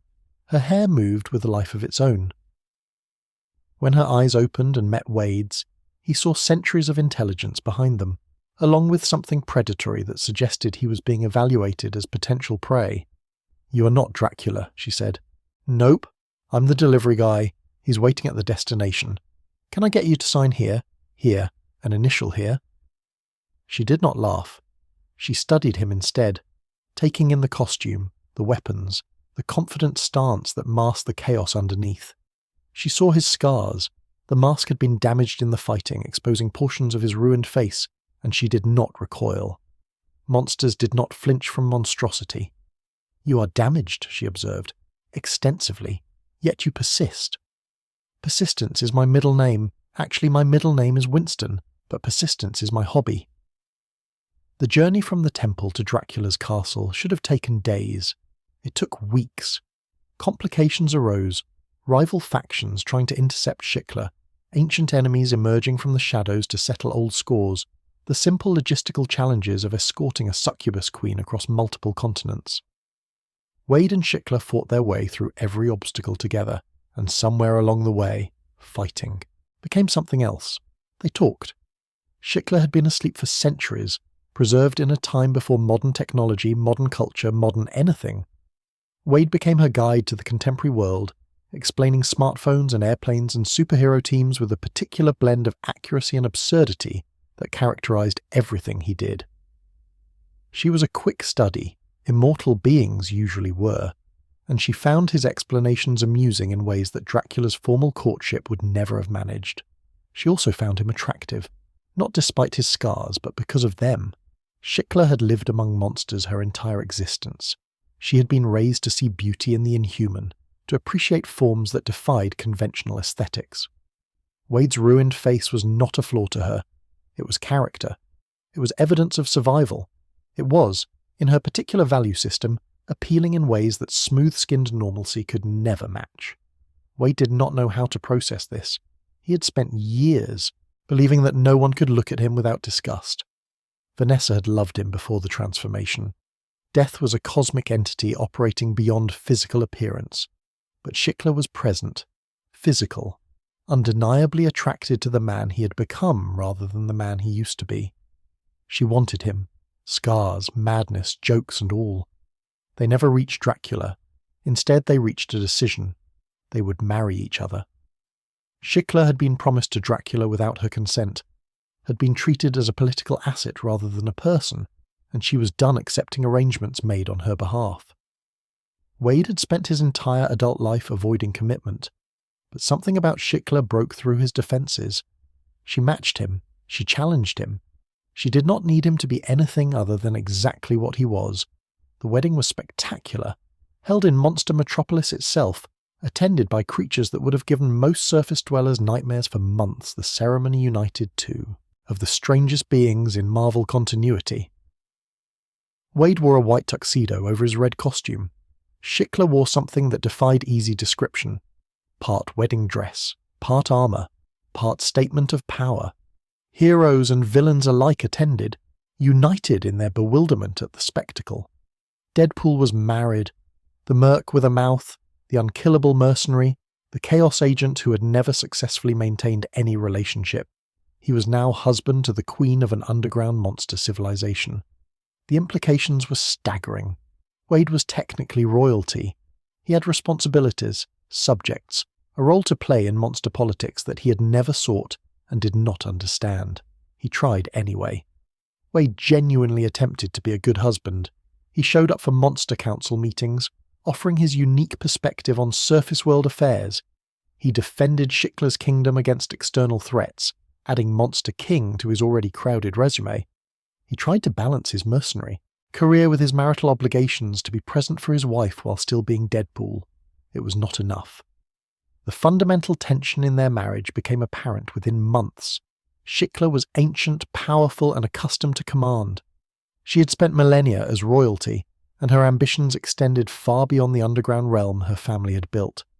She looked at the surface world and saw territory to be conquered. She looked at humanity and saw potential subjects. Her patience with coexistence, with the compromises that allowed Monster Metropolis to exist beneath an unsuspecting city, was not infinite. Wade had been moving in the opposite direction. His experiences with X-Force, his partnership with Cable, his grudging acceptance by elements of the hero community, all of it had pushed him towards something resembling heroism. He wanted to protect people, not conquer them. He wanted to be accepted by the Avengers, not overthrow them. His trajectory was upward, toward legitimacy, while Shiklah's trajectory was outward, toward dominion. They began to drift. The conversations became arguments. The arguments became silences. Wade spent more time on contracts, more time with his surface world connections, more time away from a wife whose presence had become complicated rather than comforting. Shiklah, for her part, found companionship elsewhere. Werewolf by night, Jack Russell, a cursed man who transformed into a beast, a denizen of Monster Metropolis with his own complicated history, became more than a friend to Shiklah.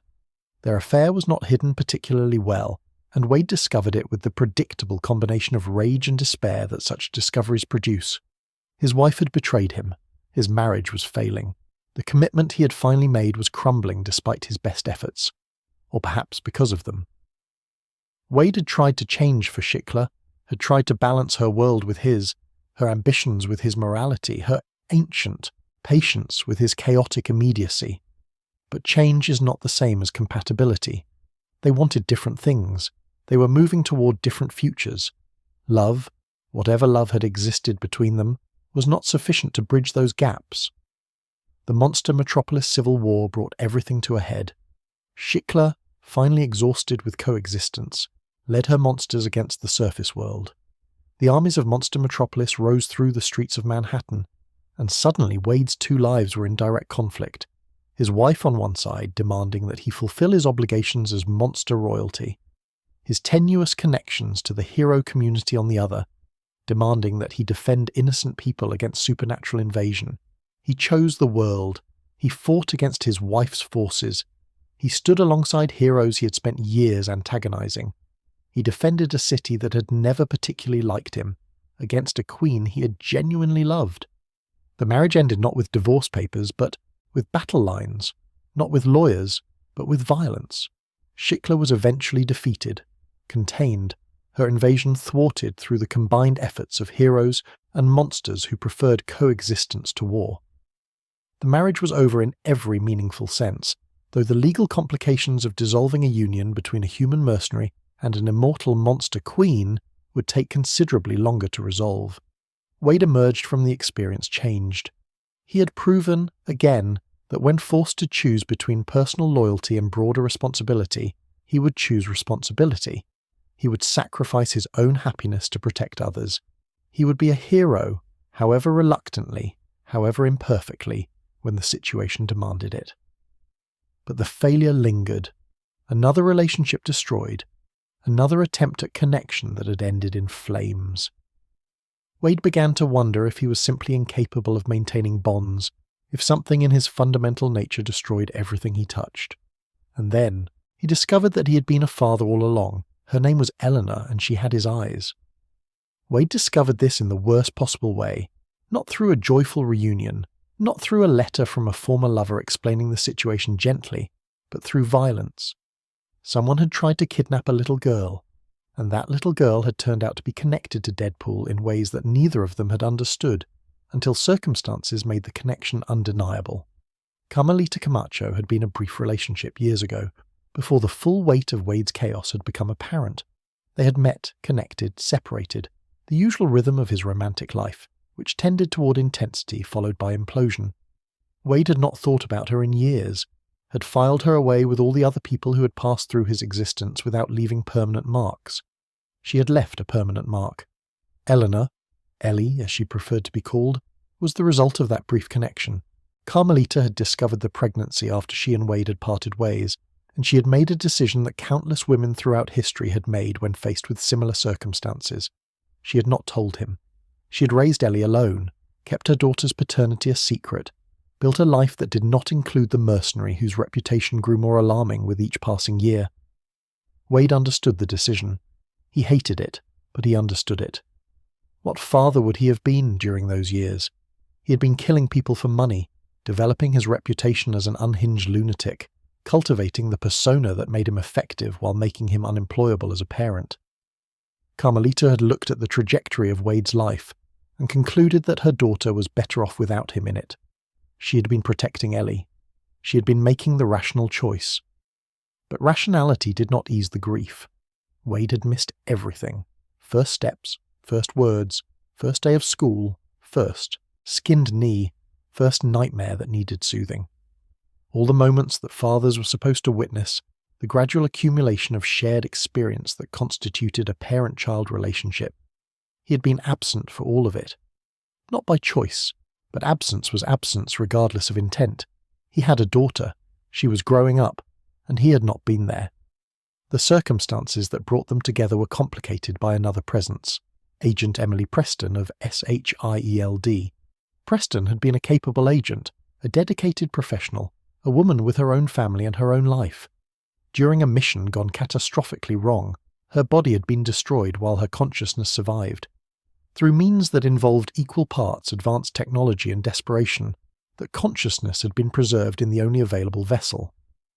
Deadpool's mind. For a period that tested both of their sanities, though Wade's sanity had questionable baseline measurements to begin with, Emily Preston existed as a voice in Wade's head. Not like Yellow and White, his familiar internal companions. Preston was someone else entirely, a distinct consciousness sharing neural real estate with his own fractured psyche. She experienced what he experienced. She witnessed his violence, his humour, his private moments of despair. She knew him, whether either of them wanted that intimacy or not. Eventually, technology provided a solution. Preston's consciousness was transferred into a life model decoy, an artificial body indistinguishable from human, and she was able to resume something resembling independent existence.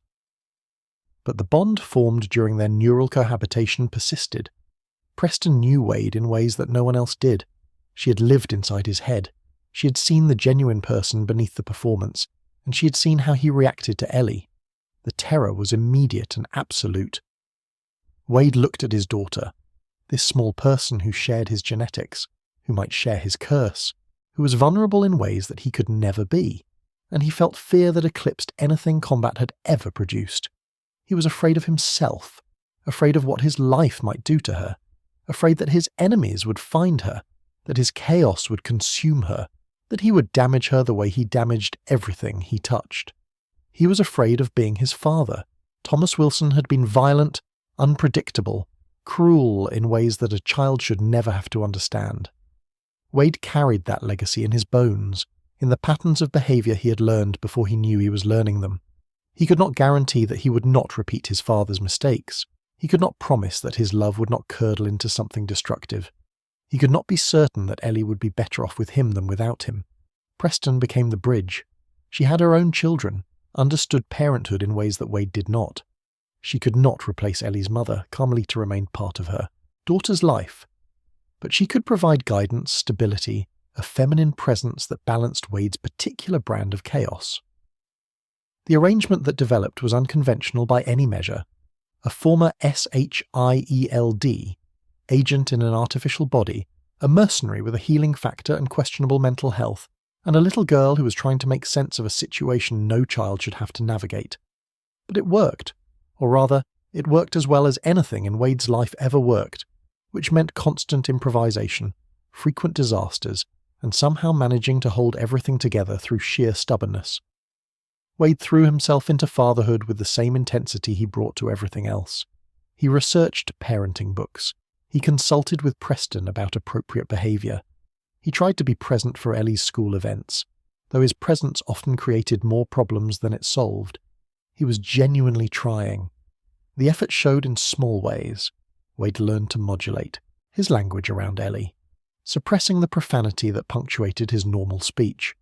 He kept his work separate from his home life, compartmentalizing the violence so that his daughter would not be exposed to it. He made breakfast. He helped with homework. He did the mundane things that fathers were supposed to do, and he discovered that the mundane things were harder than fighting supervillains. Pancakes were harder than punching people. Ellie, for her part, accepted her father with the adaptability that children sometimes possess when faced with impossible circumstances. She had grown up without him, had developed her own identity, her own coping mechanisms, her own way of navigating a world that had not included Wade Wilson. When he entered her life, she did not immediately embrace him. She was cautious. She was observant. She watched him the way prey animals watch predators, waiting to see if he was safe. Gradually, she decided he was safe. Not safe in the conventional sense. Nothing about Wade was safe in the conventional sense, but safe for her. He would not hurt her. He would not abandon her. He would stand between her and any threat, would die for her without hesitation, would move mountains and murder armies to protect her. This was the fundamental truth that Ellie came to understand about her father. Whatever else he was, however broken and violent and strange, he loved her absolutely. That love terrified him more than the violence ever had. Wade had spent his entire life learning to endure pain. Physical pain, emotional pain, the existential pain of knowing he was fictional while being unable to escape the narrative. He had developed calluses against all of it. But Ellie's vulnerability created an opening that no callus could protect. She could be hurt. She could be taken. She could be used against him by enemies who understood that the Merc with a mouth had a weakness he could not regenerate from. He kept her existence as secret as possible. This was difficult given Wade's tendency to talk constantly about everything. He had to consciously avoid mentioning her, had to create mental barriers against the compulsive oversharing that characterized his interactions with the world. His enemies could not know. His allies, many of whom could not be fully trusted, could not know. Ellie's safety depended on Wade's ability to maintain a secret, which was not his strongest skill. Preston helped with this too.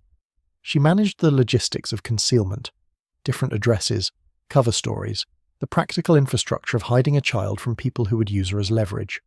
She was the detail-oriented partner that Wade needed, catching the oversights that his chaotic attention span missed. Together they constructed a protective shell around Ellie, a bubble of normalcy within Wade's extraordinary existence. But normalcy was fragile. Enemies found out anyway. They always found out. Wade's life was too public, too violent, too entangled with forces that made concealment eventually impossible. There were kidnapping attempts. There were threats. There were moments when Wade had to confront the reality that his daughter was in danger, specifically because she was his daughter, that his love had painted a target on her that she could not remove. He killed people to protect her, not enemies in combat, not the usual violence of his professional life. He hunted down threats to his daughter with a methodical brutality that surprised even people who thought they understood how dangerous Deadpool could be. The jokes stopped. The banter ceased. When Ellie was threatened, Wade became something genuinely frightening, a focused predator eliminating obstacles without hesitation or remorse. Preston watched this. She did not judge. She understood that parenthood changed people, that the protective instinct could override moral considerations that seemed important in the abstract. Wade was not a good man by conventional measures, but he was trying to be a good father, and sometimes trying meant doing terrible things to ensure that your child survived to see another morning. Ellie grew. She developed her own personality, her own interests, her own relationship with the world that was not defined entirely by her father's chaos. She was funny, unsurprisingly given the genetics, but her humour was drier than Wade's, more subtle, less manic.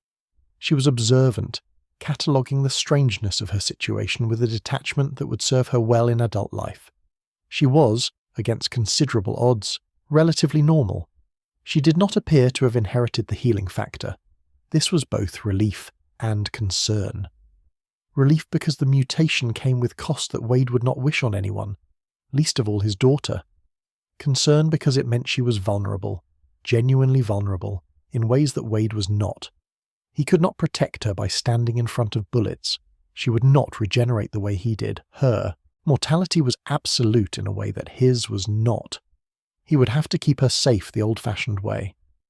Fatherhood anchored Wade in ways that nothing else had managed. It gave him stakes beyond his own survival.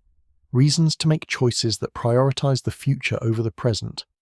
He started thinking about the long term, about what kind of world Ellie would inherit, about what kind of example he was setting, about whether his lifestyle was sustainable if it kept putting her at risk. He started thinking about being better, not just performing heroism when circumstances demanded it, but genuinely transforming into someone whose life would not constantly endanger his child. He sought out legitimate hero work. He tried to build relationships with people who might offer stability. He reached toward the version of himself that Cable had glimpsed, that Sirin had hoped for, that everyone who had ever believed in Wade had been waiting for him to become. The reaching was not always successful. Wade Wilson was who he was.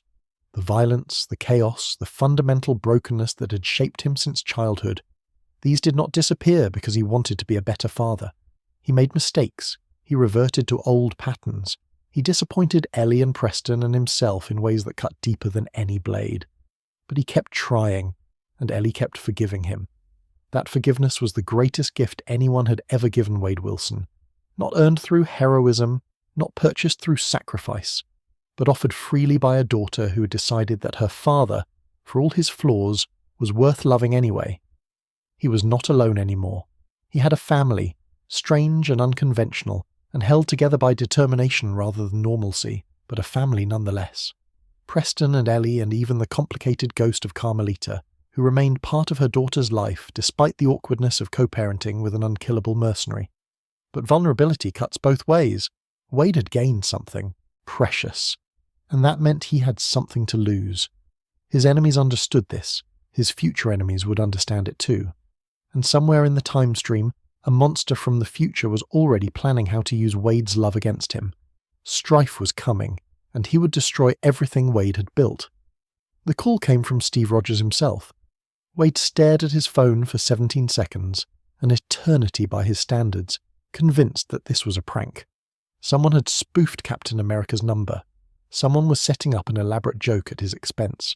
Someone had decided that the funniest possible thing would be to make Deadpool believe even briefly that the Avengers wanted him. "This is real," Steve said, apparently accustomed to skepticism. "We're putting together a team, a unity squad, bringing together humans and mutants to show the world that cooperation is possible. We want you on it." "You want me?" "Yes, me. Deadpool.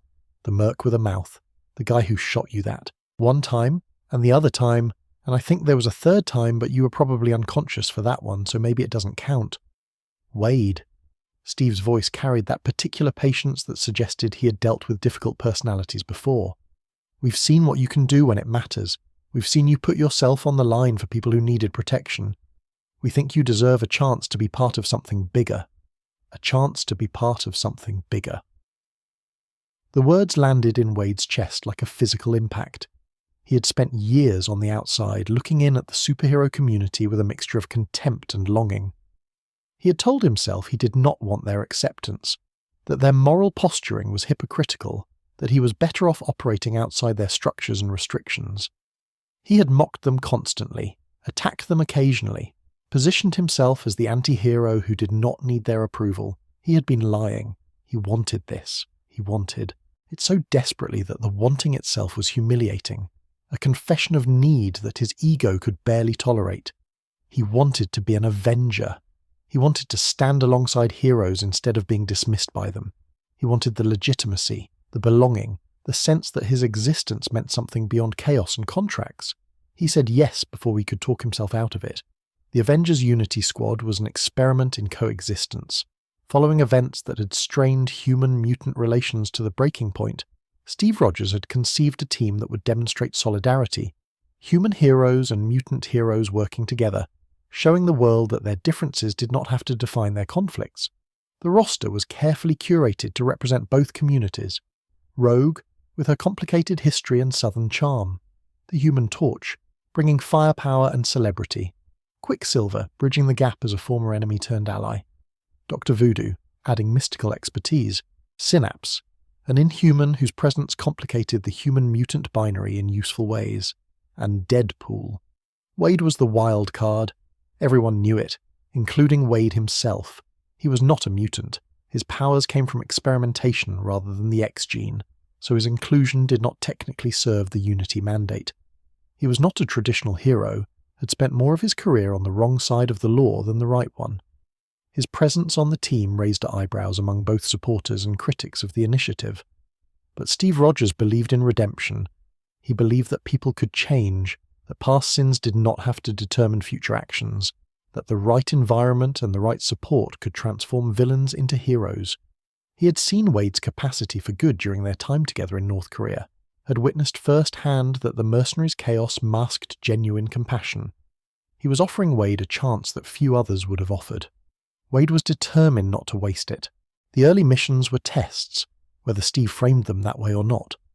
Wade operated under scrutiny that he had never experienced before. Teammates watching for signs that he would revert to his old patterns, critics waiting for him to embarrass the initiative, a media landscape that questioned whether Deadpool belonged in any configuration that included the word Avenger. He exceeded expectations. Not perfectly. Wade could never do anything perfectly, but genuinely. He showed up for missions and completed them without unnecessary casualties. He followed orders, more or less, submitting to Steve's leadership with only moderate complaints. He worked alongside teammates who had every reason to distrust him and gradually earned their grudging respect through competence and reliability. He was being a hero. The sensation was strange, almost uncomfortable. Wade had spent so long defining himself in opposition to heroism that actually practicing it required constant adjustment. He had to suppress instincts that had served him well in mercenary work but had no place on an Avengers roster. He had to think about consequences, about public perception, about the message his actions sent to people who were watching for guidance. Heroes did not just win fights, they set examples. Rogue was the first teammate to warm to him. She understood damage. Her powers prevented touch, isolated her from physical connection with other humans, created a loneliness that Wade recognized immediately. They bonded over shared brokenness, trading war stories about abilities that felt more like curses, about the exhaustion of being extraordinary in ways that made ordinary life impossible. "You're not what I expected," Rogue told him after a particularly difficult mission, one where Wade had taken hits that should have gone to more vulnerable teammates. "I expected you to be, I don't know, more selfish." "I'm deeply selfish," Wade replied. "I just have weird priorities," she laughed. It was the first genuine laugh he had gotten from a teammate, and he treasured it more than he would have admitted. Johnny Storm, the Human Torch, was harder to win over. Johnny had the confidence of someone who had been beautiful and powerful his entire life, who had never doubted his place among Earth's defenders. He looked at Wade with the barely concealed condescension of a natural hero regarding an interloper, someone who had talked his way into a position he had not earned. Wade won him over through humour. This was familiar territory at least. Johnny appreciated a good joke, and Wade had an endless supply. Their banter during missions became legendary among teammates, rapid-fire exchanges that seemed inappropriate but actually served to lighten tension, to remind everyone that even cosmic threats could be faced with a smile. Johnny stopped seeing Wade as an interloper and started seeing him as the team's designated comic relief, which was not exactly respect but was close. Enough. The real challenge was accepting respect from Captain America. Steve treated Wade like an equal, not a project, not a reclamation effort, not a troubled soul in need of guidance, an equal. He asked Wade's opinion during strategy sessions and actually listened to the answers. He defended Wade to critics who questioned the mercenaries' inclusion on the team.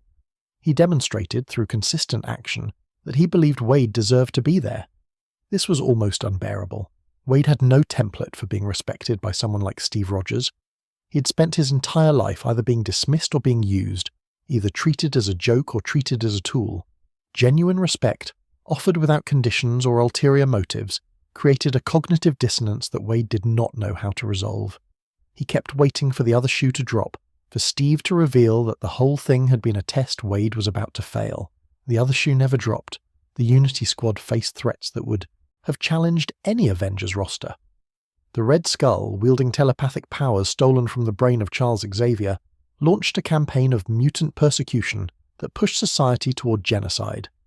The team confronted him in battles that required coordination, sacrifice, and the kind of trust that only develops when people fight alongside each other repeatedly.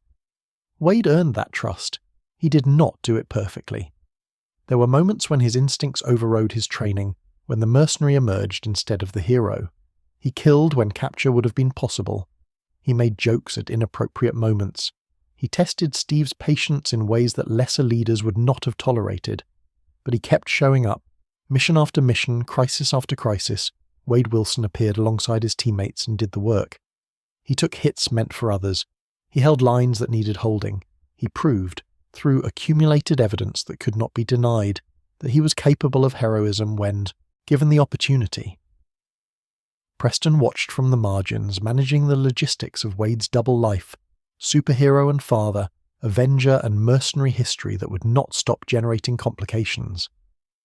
Ellie watched from further away, proud of her father in ways she would not have known how to articulate, seeing him on news coverage standing alongside actual heroes. He was becoming something new. Not entirely new.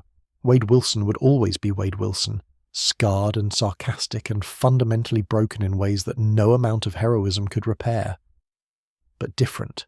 Expanded. A version of himself that included the capacity for sustained contribution to something larger than his own survival. The happiness did not last. It never did. Wade's life operated according to narrative principles that he could perceive but not escape, and narratives required conflict. Sustained happiness was boring. Character development through stability was unsatisfying. The story demanded complications, and complications would arrive whether Wade wanted them or not. His past was coming for him. Decades of mercenary work had created enemies, some killed, some merely defeated, some who had been waiting in the shadows for an opportunity to strike. Wade's elevation to Avenger status made him a target in new ways. Destroying him would mean more now. Humiliating him would be more satisfying now that he had something to lose. Strife understood this perfectly. Cable's clone, the time-travelling terrorist, the dark mirror of everything Nathan Summers represented. Strife had been watching Wade's transformation with interest. He saw the connections Wade had built. He saw the vulnerability those connections created. He saw an opportunity to destroy not just Deadpool, but everything Deadpool had come to represent. Hope, redemption, the possibility that broken people could become something better. Strife would annihilate all of it. And Wade, who had finally found something worth protecting, would be forced to destroy it himself. The fall began with whispers, rumours that Deadpool was compromised, intelligence suggesting that the mercenary was playing both sides, using his Avengers' access to gather information for unknown parties. Teammates who had begun to trust Wade found themselves questioning that trust, wondering if the redemption arc had been performance all along. Wade did not know where the whispers originated. He did not know that Strife had already begun his campaign, planting seeds that would eventually flower into complete destruction. He did not know that every connection he had built, every relationship he had nurtured, every step toward heroism he had taken was being catalogued and prepared for weaponization. He only knew that something was wrong, and by the time he understood what, it would be far too late. Strife did not announce his arrival. There was no dramatic confrontation, no villain monologue, no theatrical declaration of intent. One morning, Wade woke up to find a file on his kitchen table, a table he had swept for surveillance devices the night before, in a safe house that only 3 people in the world knew existed. The file contained photographs, coordinates, a message written in handwriting that Wade did not recognize but somehow understood was meant specifically for him. Ellie's school schedule, Preston's daily routes, the names and addresses of everyone Wade had ever cared about, organized alphabetically, with estimated response times for various strike teams Strife had apparently positioned throughout the city, and a simple instruction: comply or watch them die. Strife was Cable's clone, grown from Nathan Summers' genetic material by the same mad scientists who had created so much suffering across the time stream. Where Cable had been raised to be a soldier, a saviour, a man burdened by destiny but committed to hope, Strife had been raised to be a weapon. He possessed Cable's powers without Cable's conscience. He had Cable's tactical brilliance without Cable's moral constraints. He was everything Nathan Summers might have become if the universe had been slightly crueler. He hated Cable with a purity that transcended reason, and he had realized that the most effective way to hurt Cable was to destroy everything Cable loved, including the mercenary who had somehow become Cable's closest friend. Wade's compliance was not negotiable. Strife had positioned his pieces too perfectly, had prepared too thoroughly. had anticipated every counter-move Wade might attempt. Wade could not warn his friends without triggering the contingencies Strife had established. He could not seek help from the Avengers without endangering the very people he was trying to protect. He could not even kill himself. His healing factor made that impossible, and Strife had made clear that Wade's death, however temporary, would be treated as non-compliance. He was trapped. The first assignment arrived within hours, a target, a location, a deadline. Wade was given no context, no justification, no explanation for why this particular person needed to die. He was simply expected to kill them, efficiently and without question, the way he had killed so many people during his mercenary years. But this was different. The target was innocent, not a criminal, not a threat, not someone whose death could be rationalized through any moral framework Wade had ever employed. Just a person, a scientist working on research that Strife wanted eliminated, a human being whose only crime was possessing knowledge that inconvenienced a time-traveling terrorist. Wade killed them anyway. He told himself it was necessary. He told himself he had no choice. He told himself that one innocent life weighed against Ellie's life, against Preston's life, against everyone he cared about.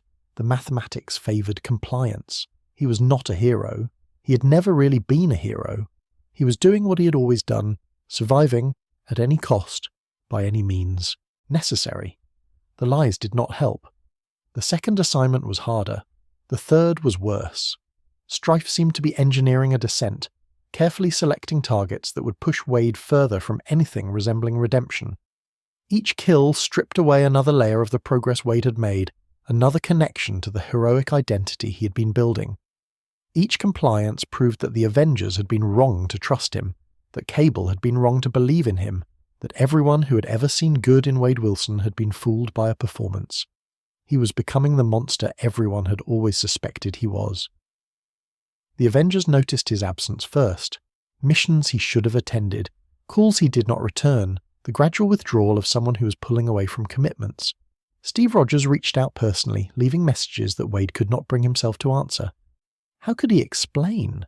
How could he tell Captain America that he was murdering innocent people on a terrorist's orders, that the redemption arc had been cancelled, that the hero Wade had been pretending to be had never really existed? He stopped responding entirely. His teammates filled the silence with theories. Wade had relapsed into old patterns. Wade had been compromised by unknown forces. Wade had simply gotten bored with heroism and returned to his natural state of chaos. The Unity Squad continued without him, and Wade watched from a distance as the life he had built receded like a tide going out. Then Strife gave him the assignment that broke him. Cable. Strife wanted Wade to kill Nathan Summers. Not just attack him, not just wound him, but eliminate him permanently. And Strife had provided the means. Weapons specifically designed to overcome Cable's considerable defenses, technology from futures that had not yet occurred. Wade was supposed to murder his best friend. The confrontation happened on a rooftop in Manhattan, because rooftops were where these things happened, because the narrative demanded a dramatic setting for the betrayal that would define Wade's fall. Cable arrived expecting a meeting with his friend. He found Deadpool waiting with weapons drawn and something dead behind his eyes. Wade. Cable's voice carried confusion, concern, the beginning of understanding.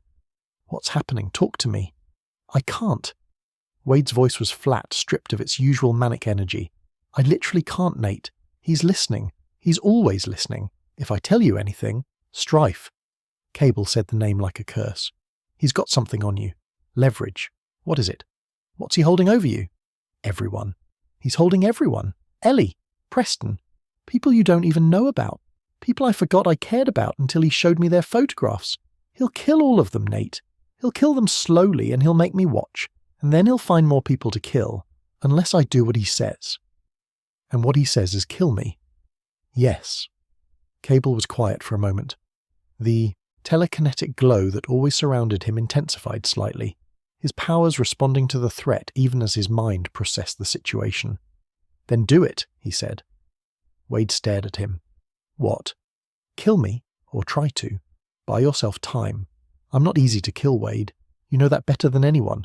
We fight, I go down, Strife thinks he's won, then we figure out how to actually stop him. That's insane. It's tactical. Strife wants me dead, but more than that, he wants me to die at your hands. He wants to destroy our friendship, use it as a weapon against both of us. If we control the narrative. Wade laughed, and the sound was wrong, hollow and sharp. You're talking about narratives. Nate, I've killed people. Innocent people. People who never did anything wrong except exist in Strife's way. I'm not playing a role here. I've actually become what everyone always said I was. You're surviving. I'm murdering. You're protecting people you love. That's not the same thing. But it was. Wade knew it was. The distinction Cable was drawing between killing for protection and killing for profit, between survival and evil, was a philosopher's game, a way of organizing atrocities into acceptable categories. The dead did not care about motivations. The dead did not appreciate nuance. They fought. Wade did not hold back, could not hold back, because Strife was monitoring somehow, would know if the engagement was not genuine. He used every trick he had, every weapon Strife had provided, every ounce of skill accumulated over decades of violence. Cable fought back with equal ferocity, powers flaring, the rooftop crumbling beneath them as their battle escalated. Cable went down. Not dead. Cable was too tough to die from what Wade could deliver, but damaged. Wounded badly enough that Strife might believe the job was done. Wade stood over his friend's bleeding body and felt something inside himself finally break, some load-bearing wall that had been holding back everything he had been suppressing since the nightmare began. "I'm sorry," he whispered. "I'm so sorry, Nate." Cable, barely conscious, managed a response. Not over. Never. Over. But it felt over. Wade walked away from the rooftop, away from his friend's body, away from anything resembling heroism or redemption. He continued to comply with Strife's demands. He killed Irene Merriweather, Cable's chronicler, the woman who had documented Nathan's adventures, whose death served no purpose except to deepen the wound Wade had already inflicted. He killed others whose names he did not bother to learn. He became despicable. The title was not ironic. Wade embraced it, leaned into it, stopped pretending that he was anything other than what his actions demonstrated. He was a killer. He was a monster. He was every dark thing that everyone had ever suspected, every fear that had made heroes reluctant to trust him, every instinct that had warned civilians to stay away. The joke stopped. This was perhaps the most alarming sign for those who knew him. Wade Wilson always joked. Through torture, through heartbreak, through existential horror, he had maintained the constant patter that proved he was still present, still fighting, still human beneath the scars. When the joke stopped, something fundamental had changed. He wanted to die. The desire was not new. Wade had wanted death for years, had courted it, had loved death herself with a passion that transcended mortality. But this was different. This was not romantic longing for release. This was despair, pure and simple, the absolute conviction that his existence caused only suffering, that everyone he loved would be better off if he could simply cease to be. His healing factor denied him even that. The confrontation with Strife, when it finally came, was not triumphant. Wade did not defeat the villain through heroic resolve or clever tactics. He simply stopped complying. He accepted that Strife would kill everyone he loved, accepted that the consequences of defiance would be catastrophic, and defied anyway, because continued compliance had become worse than any alternative. Strife was eventually stopped, through means that involved other heroes, other interventions, forces larger than Wade's personal tragedy. The immediate threat passed. The leverage evaporated. But the damage remained. Cable, recovering from wounds Wade had inflicted. Preston, looking at Wade with something that might have been fear. The Avengers, who had formally expelled him from their roster. The bodies of everyone he had killed under Strife's orders, whose families would never know why their loved ones had died. Wade Wilson had hit bottom, and from the bottom there was nowhere to go but forward, carrying the weight of everything he had done, knowing that redemption might be impossible, but understanding that the only alternative to trying was surrender. He was not ready to surrender, not yet. The rebuilding began with silence. Wade sat in his safe house, not the compromised one, a new one, a location known to no one, and he did not speak. Not to the voices in his head, which had grown quiet in the aftermath of his despicable phase. Not to the empty rooms that surrounded him, not to the audience he sometimes believed was watching. For 3 days he simply sat, processing the weight of everything he had done and everything he had lost. Then he got up. He got up because the alternative was staying down, and staying down meant Strife had won. It meant that every person Wade had killed under coercion had died for nothing. It meant that the version of Wade Wilson who had stood alongside the Avengers, who had earned Cable's friendship, who had tried to be a father worth knowing, that version had been erased permanently, replaced by the monster everyone had always expected. Wade refused to let the monster win. The process was not dramatic. There was no single moment of transformation, no epiphany that rewrote his psychology, no mystical intervention that absolved his sins. There was only the daily decision to continue, to wake up and choose something other than despair, to accept that the past could not be changed but the future remained unwritten. He reached out to Ellie first. The conversation was not easy. His daughter had watched from a distance as her father's reputation collapsed, as the hero he had been becoming devolved into something she barely recognized. Preston had shielded her from the worst details, but Ellie was too smart to believe comfortable lies. She knew something terrible had happened. She knew her father had done terrible things. "Are you still my dad?" she asked, and the question contained multitudes. "I don't know," Wade answered honestly. "I want to be. I'm going to try to be. But I understand if you need time. I understand if you need space. I understand if you decide that what I've done is too much, that you can't—" "I'm not going anywhere." Ellie's voice was steady, more adult than her years warranted. "You're still my dad. You're just also a mess. But you were always a mess. This is just a bigger mess." It was not forgiveness. It was something more valuable. Commitment. Ellie was choosing to maintain the relationship despite everything, choosing to give Wade the opportunity to prove that the despicable phase had been an aberration rather than a revelation. He would spend years trying to deserve that choice. The superhero community's response was more complicated. Some doors had closed permanently. The Avengers Unity Squad had moved on, filled his position with someone less likely to commit atrocities under coercion. Other heroes who had begun to trust him returned to their original suspicion, treating Wade as a cautionary tale rather than a colleague. But not everyone wrote him off. Spider-Man, surprisingly, was among the first to reach out.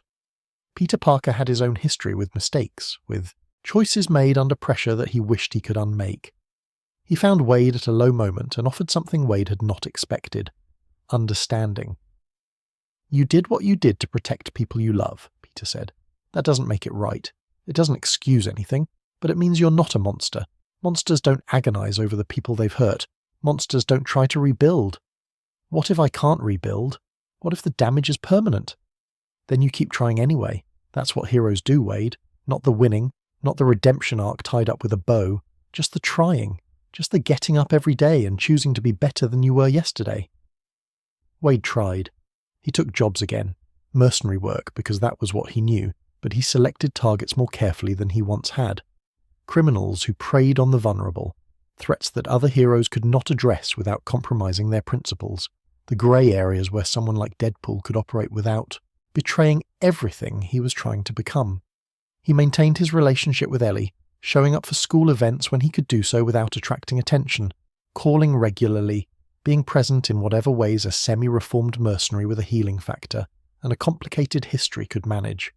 Preston remained part of the arrangement, the stabilizing presence that balanced Wade's chaos. He even began speaking to Cable again. Their friendship had been damaged, perhaps irreparably. Wade had stood over Nathan's bleeding body. He had fulfilled Strife's assignment, however incompletely. The trust that had taken years to build had been shattered in a single night on a Manhattan rooftop. But Cable was not a man who abandoned people easily. "You did what you had to do," Nathan told him, during their first conversation after the dust settled. "I told you to do it. I gave you permission." Permission doesn't make it okay. Nothing makes it okay. We don't operate in a world where things are okay, Wade. We operate in a world where things are complicated, and we do the best we can with impossible choices. You made impossible choices. You lived with the consequences, and you're still standing. Barely. Standing is standing. The rest is details. The years that followed were neither triumphant nor tragic. Wade existed in the space between redemption and damnation, never fully achieving the heroic status he had once glimpsed, never fully reverting to the monster he feared becoming. He was simply Deadpool, scarred, sarcastic, perpetually dying and regenerating, cracking jokes that sometimes landed and sometimes fell flat. He was, against all odds, still human. This was perhaps his greatest achievement, maintaining his humanity despite every reason to abandon it. The torture that had created him, the cosmic curse that denied him death, the loves he had lost and the people he had failed. Any single element of his existence would have broken a lesser person. The cumulative weight should have crushed him entirely. But Wade Wilson persisted. He persisted because the jokes were better than the silence. He persisted because somewhere in the multiverse, another version of him had proven what happened when the jokes stopped. He persisted because Ellie deserved a father who kept trying, because Preston deserved a partner who did not surrender, because Cable deserved a friend who remained worthy of friendship. He persisted because the story was not over. This was the insight that his fourth wall awareness provided, the strange gift that came with knowing he was fictional. Stories did not end with villains victorious. Stories did not conclude with heroes permanently fallen. The narrative demanded continuation, demanded arcs that moved through darkness towards something brighter. Wade was a character, and characters were defined not by their failures, but by their responses to failure. He could respond, he could choose to be the version of Deadpool that readers wanted to root for, the anti-hero with a heart of tarnished gold, the mercenary who made the right choice when it mattered, the voice that cracked wise because cracking wise was better than cracking up. He could be funny and tragic and violent and tender, all at once, contradictions walking around in a red suit. He could be Deadpool, not the despicable version, not the universe-killing version, not any of the nightmare iterations that existed across the multiverse. The real Deadpool, the one who had emerged from Department K's torture chamber and chosen to laugh rather than scream, who had loved death herself and been denied her embrace, who had found family in the strangest places and defended that family with everything he had. The Merc with a mouth, the man who would not shut up, would not give up, would not fade gracefully into obscurity no matter how many times the universe tried to write him out. He was a joke that kept telling itself, a tragedy that refused to stay. Tragic. A contradiction that somehow cohered into something resembling a person.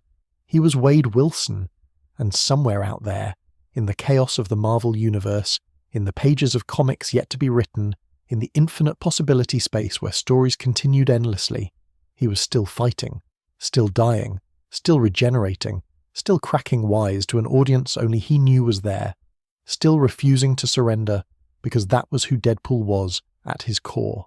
Not a hero, not a villain, not a redeemed sinner or an irredeemable monster. Just a man, scarred beyond recognition, broken beyond repair, who had decided that existence was worth the trouble, despite all evidence to the contrary. A man who chose to laugh, a man who chose to try, a man who chose every single day to be something other than the sum of his wounds. He is the Merc with a mouth, and he will never, ever shut up.